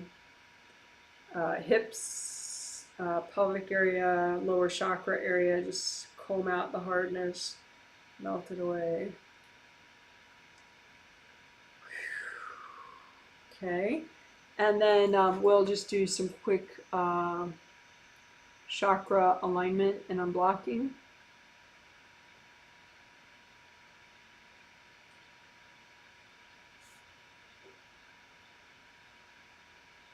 Right before we wrap up. So your major chakras along your spine. 7 is oriented this way in the top of your head. So the top of the round opening is right in the top of your head. It's like that, but way smaller. And then 6, 5, 4, 3, 2, 1 are like this. Round opening in the front and round opening in the back. So 7, 6, 5, 4, 3, 2, 1. You can imagine astral 7 and physical 7 chakras separately if you want, or you can imagine them inside each other so it looks like one set, but it's really 2.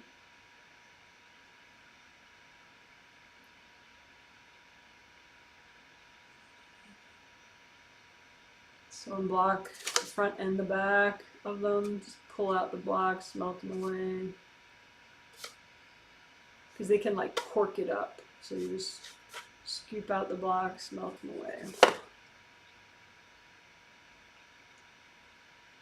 Scoop out those blocks, melt them away. Scoop out the blocks, melt them away.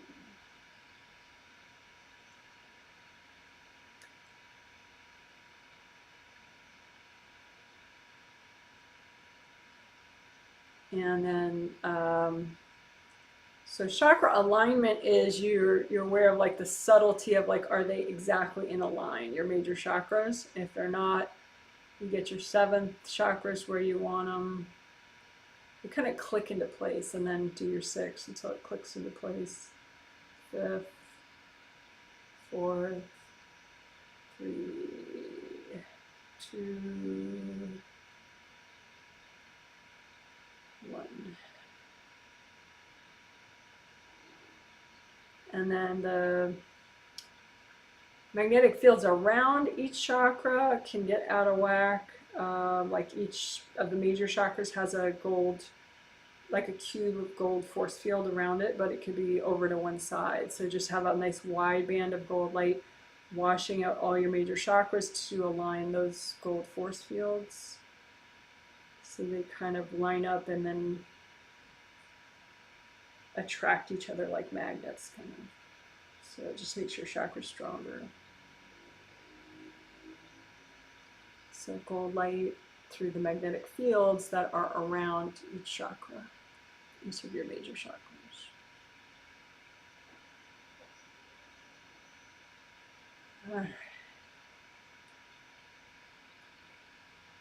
And then 2 big energy blocks. 2 big blocks. Let's clear those. That's basically just things that are too big. It's like several blocks stuck together by resistance or stuck together by, you know, your mom's energy or your bitchy sister's energy or something. Oh, should be a drinking game. Every time I say bitchy sister, you have to take a sip of your tea. Anyway, line up your 2 big blocks that are just irritating you on any level, energy blocks, and they're probably at several blocks stuck together, but they still haven't cleared because they're too big, right? So line up all your 2 big blocks, bring up red earth energy, soak them in red earth energy, use gold light to melt cords going into them. They could be cords from you, they could be cords from other people. And I just keep using gold light so that the glue that's sticking them all together melts away and the blocks actually clear. They melt away as well.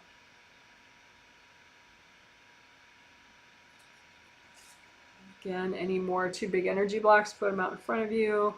Red earth energy, gold light, melt the cords, melt the blocks.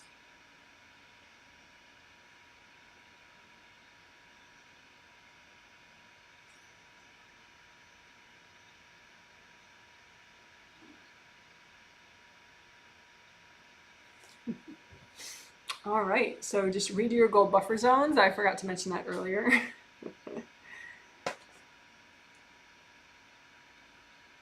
I will put a reference video down below about gold buffer zones. Usually I put that reference video, though, right after the aura repair section. Okay, so then just redo your grounding and unblock your grounding when in doubt. You know, in the next day or 2, unblock your grounding. Gold light, because you know you might be releasing some really gross stuff. So if you start feeling gross, it's because you backed up the drain. You know, you want to just have like a big flowing waterfall, red or orange or yellow, carrying all this stuff all the way to the core of the earth. You don't want to like a backup, right? So just unblock your grounding, lots of gold light. So then you're really getting rid of stuff, so it doesn't feel so bad. It might not feel bad at all. It might feel quite nice. All right, so you can say, angels, can you please give me a healing? Help me wrap up. help me to have my emotional intelligence and my grief intelligence. Help me with my emotional wellness.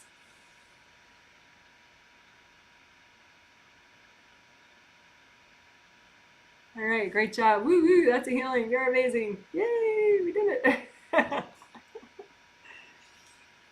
All right. So, most of you probably know, but I don't do big long Q&As anymore. I don't do reading of clients at the end of a healing anymore.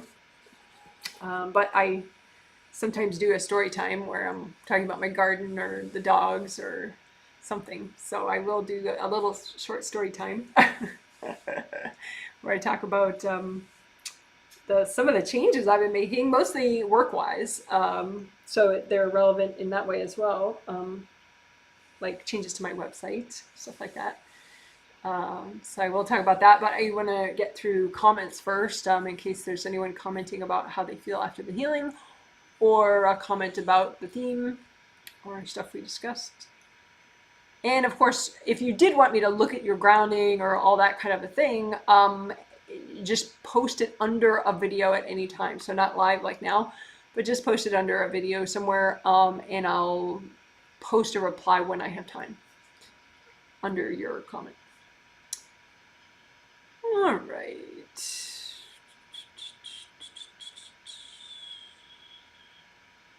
Someone says, let's see. I'm so ready to be done with the SAB, LOL. So SAB, yeah, sour applesauce baggage. All right, well, I don't have other comments right now, so that's fine. I'll just launch into story time. That's fine. Story time. Oh, and if you could give this a thumbs up if you like the live stream. You don't have to, but if you give it a thumbs up, it helps the YouTube algorithm and might be more likely that it shows it to other people who need to heal themselves, which would be a good thing, I think. Someone says, was having a hard time staying in my body before the healing. So much better. Thank you so much. Oh, that's nice.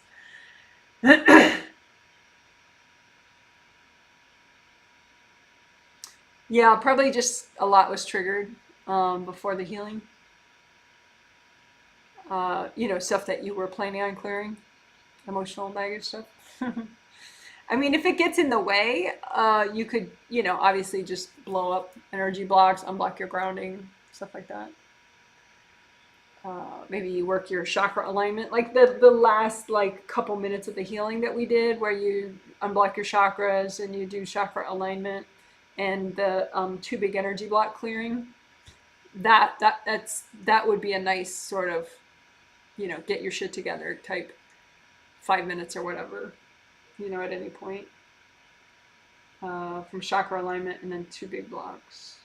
Chakra unblocking and alignment and clearing 2 big blocks. That's a nice combo. Of course, if you tack on what we did right before that, the hips and shoulders, then how about that? But anyway, someone says, so I'm glad you do feel better now. That's good to know. Someone says, hi, Janet. I felt tuned out during the healing. Couldn't follow what you were saying. Now I feel like I'm floating in a good way. Thank you. Oh, that's nice. During the healing, you were a little uncentered. I think what it is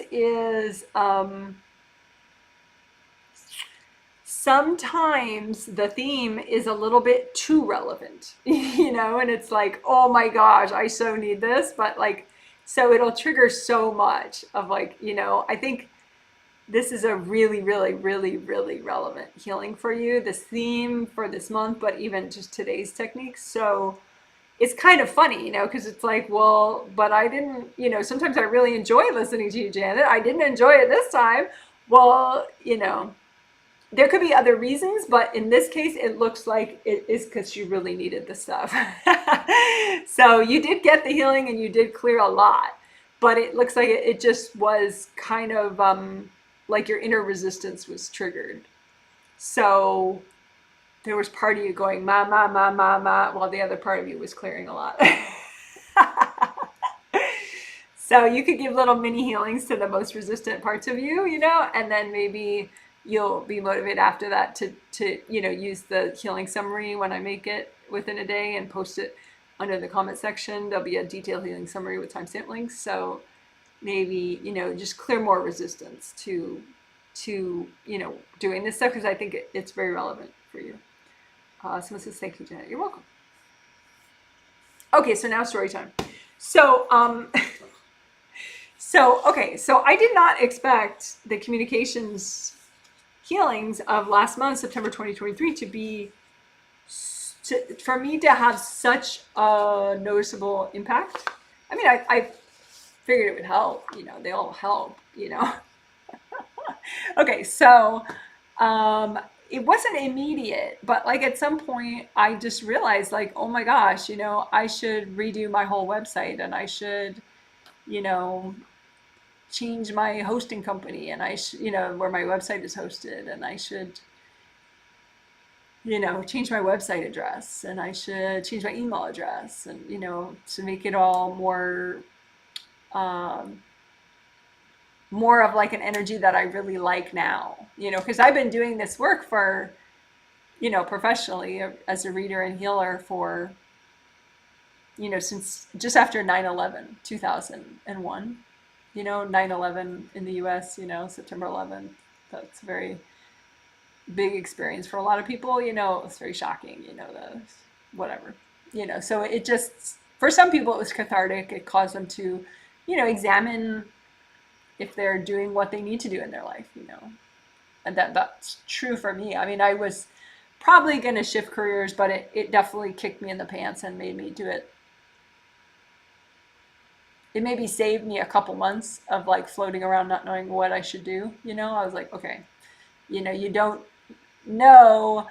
See, because 9/11, a lot of people died all at once, really fast. And, people that have countries, relatives that live in countries at war, that's a reality that they always have, But as an American, I didn't have that reality that, large numbers of people dying at once. I mean, I knew it happened in the world, but, to have it happen in your own country, I think it helps.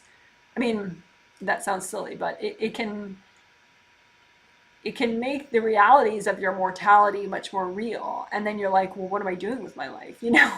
I shouldn't put off stuff, right? So that's when I started trying to figure out, what's my real career? Because before that I worked in computers, and I was a reader and healer of myself. I was a really good reader and healer. I was pro level, but just using it on myself before then, but then I was like, okay. And I was trying to decide, should I be a therapist or an acupuncturist, actually, but then I just tried out being a reader healer, and I was like, yeah, no, this is it. So anyway, I started working, as a pro reader healer in 2001, late 2001, probably around now, around this time. And anyway, so then after a couple of years, I had my own website. And so it's been ever since then, so that was like 22 years ago, I started this type of work. And then, it probably took me a few years to get over my resistance to make my own website. But, so I've been having the same hosting company for, 2 decades, and I've changed my website since then, but it's probably been 15 years since I've changed my website, really, which, I could really tell, because I just didn't feel a connection with what I said and the way I said it on my website. It was just kind of like, like I didn't like reading through it. It was all like, ugh, wordy, wordy, wordy. So it just, I didn't feel really especially good about it. It felt like it needed, it felt very like sour applesauce, like I just wasn't changing it because I didn't want to deal with it. Not because it didn't need to be done, or not because it wouldn't help me to do it. It's just, I didn't, So after the last healing set, it just struck me, like, oh my gosh, I can do it. Now's the time. I'm going to do it. So I did. I figured it out what I should do. At first I thought I was gonna use this company called Shopify, and they have little templates for you, and the way they tell you, oh, it's going to be so easy, and you can make a website with Shopify, blah blah blah, and sell stuff on our Shopify website, blah blah blah. But you don't really have you don't have as much creative control as I was used to, because writing my own website, you have more creative control over where things go exactly, and uh, and then the payments, you don't have as much control, so anyway, so then I went to this other company that was similar, but again, I didn't have enough control and freedom. So I decided, well, my website was written by this software called Rapid Weaver, where you're essentially writing your own website, but you're using themes that are sort of like templates, but there's so many options and they're so flexible, and you can buy any number of themes from different people that they wrote for you, and so you have so much control over it. It's like all the control you can get without knowing like actual programming code, through Rapid Weaver. But I hadn't updated it in like, I don't know, maybe at least 6 years, 5 or 6 years. I hadn't even updated the software. And I hadn't done any major updates, in forever on my website. So anyway, I decided I had some fear and avoidance about updating it, because I didn't want, the whole website to, I don't know, not work anymore or something. But I got over my fears, and I updated Rapid Weaver software and bought a different theme, and, whatever. So long story short, I have a new website now. But it took many, many hours, many days, and but I felt good about it, and it was good to do, and I'm glad I did it. And I'm going to be changing my web address. I haven't done that yet. That's happening maybe this weekend. Like, I'm working with this new hosting company. I'm in the process of getting rid of the hosting company I've used for 2 decades, because GoDaddy, because they used to have really good tech support like 2 decades ago.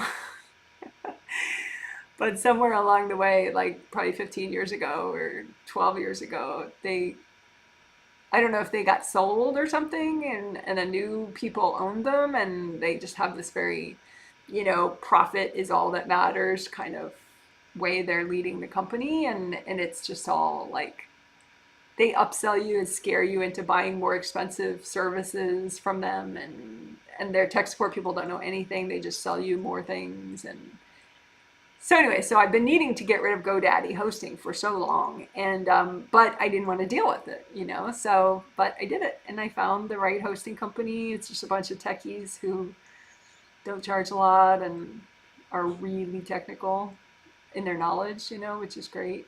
So anyway, and so it's all going to be transferred over to them in the next week. And my website won't be janetwrightreadings.com anymore. I mean, you can type that in and it'll still go to my website, but it's like, it'll be forwarded to the real website address, which isn't the real website address yet, but within a week it will be called jwhealing.com. So I'll write that out. So JW for Janet Wright, healing for energyhealing.com. No S. But if you accidentally put an S, jwhealings.com, that will be forwarded to jwhealing.com. And the idea was, it's just so funny because Janet Wright Readings, it's like the longest freaking website address. And I like typing fast, and I would very often make a typo in that website address as I'm typing it, and then I have to go back and correct it, and it's like, if it's annoying to me, it's probably annoying to other people, So I figured, people could still use the old, janetwrightreadings.com because they're used to it for 20 years. That's fine. But, JW Healing just seems, snappy and quick. jwhealing.com. Boom. And that's kind of the vibe I wanted with this new website. No more like extra wordiness, just bam, bam, bam. This is it. You like it or you don't. So So anyway, that's the new website address, but it doesn't work yet. I'll email my news email list once it works so that you know, in case you want to start using the shorter website address. That'll happen soon. And also my email address that I'm using will change. Not yet, but within the next week, it'll change. Maybe after this weekend, I'm not sure. Because the technical person that's helping me at the new hosting company, you know, he does it when he has time and whatever. So, but at least he knows what he's doing, so I don't care. But anyway, so my new email address will be janet@janetwrightreadings.com. But, you know, not yet. But, you know, that will be, oh wait, janet@jwhealing.com.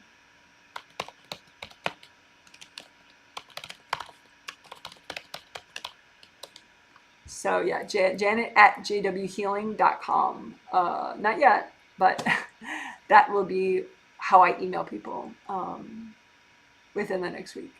But if you email the old email address, it will be forwarded to this new email address, and then I'll email you back as janet@jwhealing.com. But you could just, in a week, whenever this magical changeover is finished, then you could email me at janet@jwhealing.com. But not yet. If you do that, it'll go nowhere.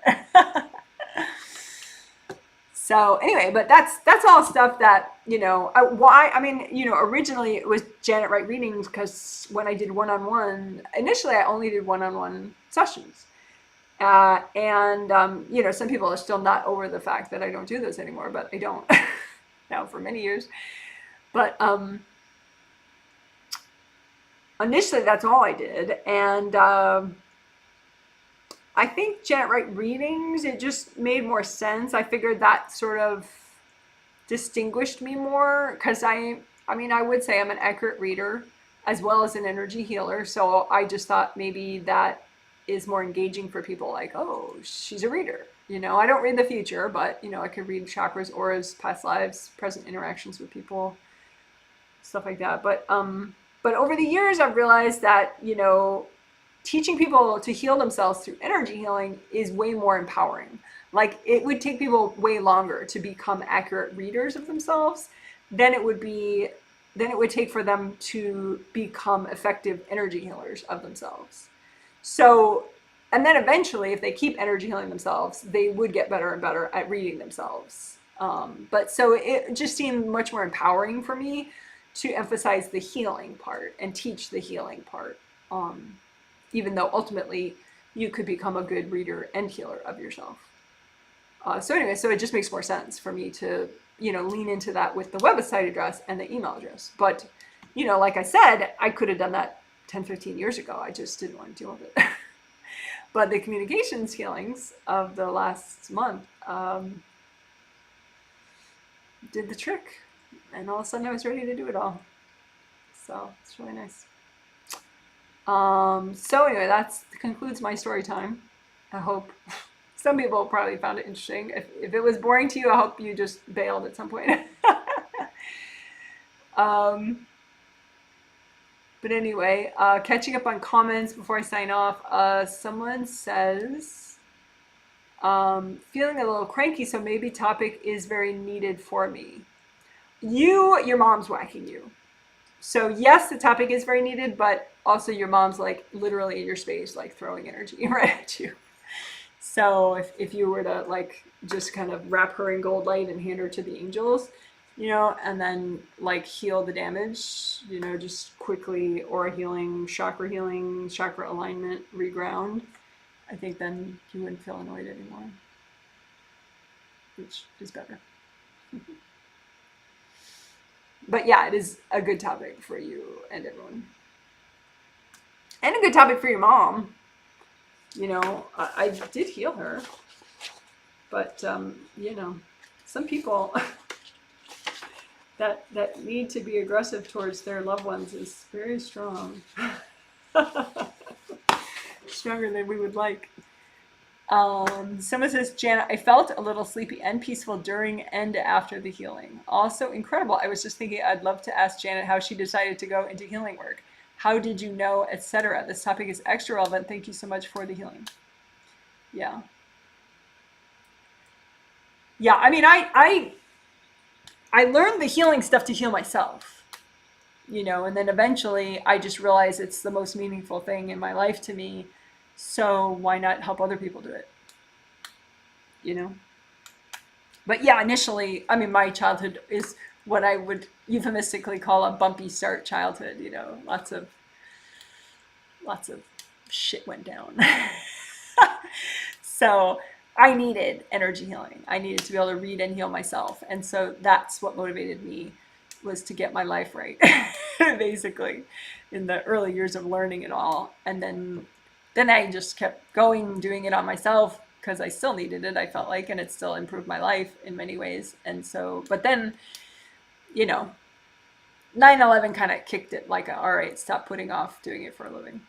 You know, you can't take for granted that, you know, you have more time, you know, just stop avoiding. So there's that. So it says, thank you for making so much material available on your website and YouTube for free. Very kind. You're welcome. Someone says, thank you. You're welcome. Someone says, yes, interesting, LOL.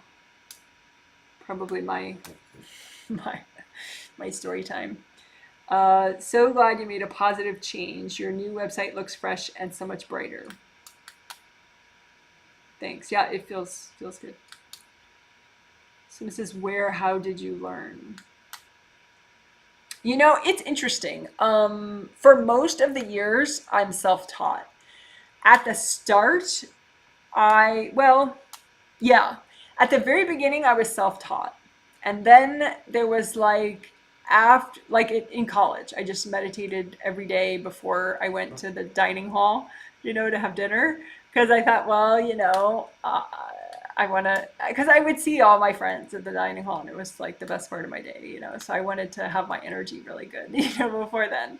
So I would meditate every day before then, you know. So I just kind of made it up, you know, just winged it. I didn't, you know, I hadn't learned from anybody on that.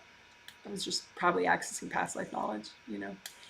And after college, I went traveling. I went to Guatemala and southern Mexico for 3 months, like shoestring. Well, I worked to save up money. And then I worked my butt off to save up money. And then I went traveling for 3 months. And then I came back and I started at this place, which I would consider a cult. And I would consider it like not good to go there. You know, I would never recommend it. That's why I never ever would say their name to anyone ever. Because I would consider it such bad karma, because it's like dancing with the devil, basically. Because it's really easy to teach this stuff in a manipulative way, particularly in an organization, and teach stuff that's very disempowering, like teach sort of partial information, so that the students always come back for more, you know, forever. And they never feel like they could just be done and be fine, you know, and be safe. You know, feel like they need to just be together to be safe, you know, and keep paying to the school. So yeah, I did some initial learning for several years, basically in a cult school, that I would never mention or recommend to anybody. I think my angels had me go there because they wanted me to learn about these cult schools, because since then, since subsequent years since then, I've helped people clean out after having been through something like that. You know, I help them, like, you know, find all the cords from the teachers and find all the, you know, little implanted little energies in their chakras from their, you know, codependent teachers and stuff. So it's good to know about that kind of thing, me as a teacher. Plus, it did jumpstart some of my knowledge about chakras, although a lot of what I know about chakras, I've figured out since then. You know, like the cult school that I went to, they don't know about probably 80% of what I teach. Like not even the advanced teachers that keep all the secrets and dole them out, you know, spoonful by spoonful, spoonful by expensive spoonful. They don't even know what I'm teaching, because the angels teach me stuff. you know. And because I'm not a cult, knock on wood, you know, please God, please angels, keep me clean. Um, yeah, the angels teach me more and more stuff so that I can teach people. You know, so like they don't know about aura repair, they don't know about chakra repair, they don't know about, you know, a lot of stuff. But anyway, so that was a part of my initial learning. It was going to a cult school for a few years, and then but you know, once I was on my own, I'm very much of like a lone wolf. I like being on my own and doing things on my own. You know, and the angels teach you, and you know, so yeah. So anyway, that's enough. Extended story time. All right, cool.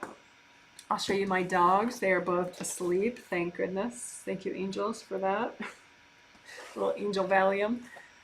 Uh, I didn't give them anything to make them sleep, but I think the angels do help so that I can focus.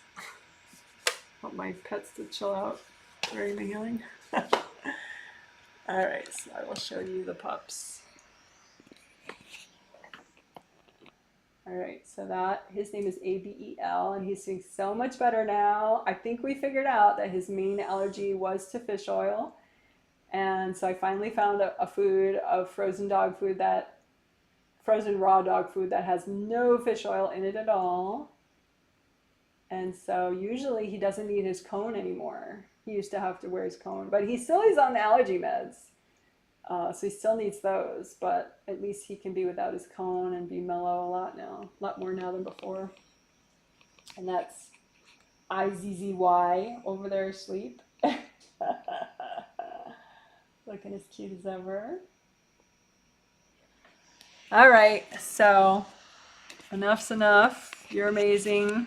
Hope you have a great day, morning, afternoon, evening, whatever's next. And if I did give you a healing, I will be sending you a post-healing survey by late tonight, which please get a good night's sleep first and then fill it out sometime tomorrow. And I'll study the results and as I plan the next healing. All right, you're amazing, and take care, and good for you for thinking about and doing even a little bit about healing your emotions or letting your angels heal your emotions. Even that is really wonderful. Good for you.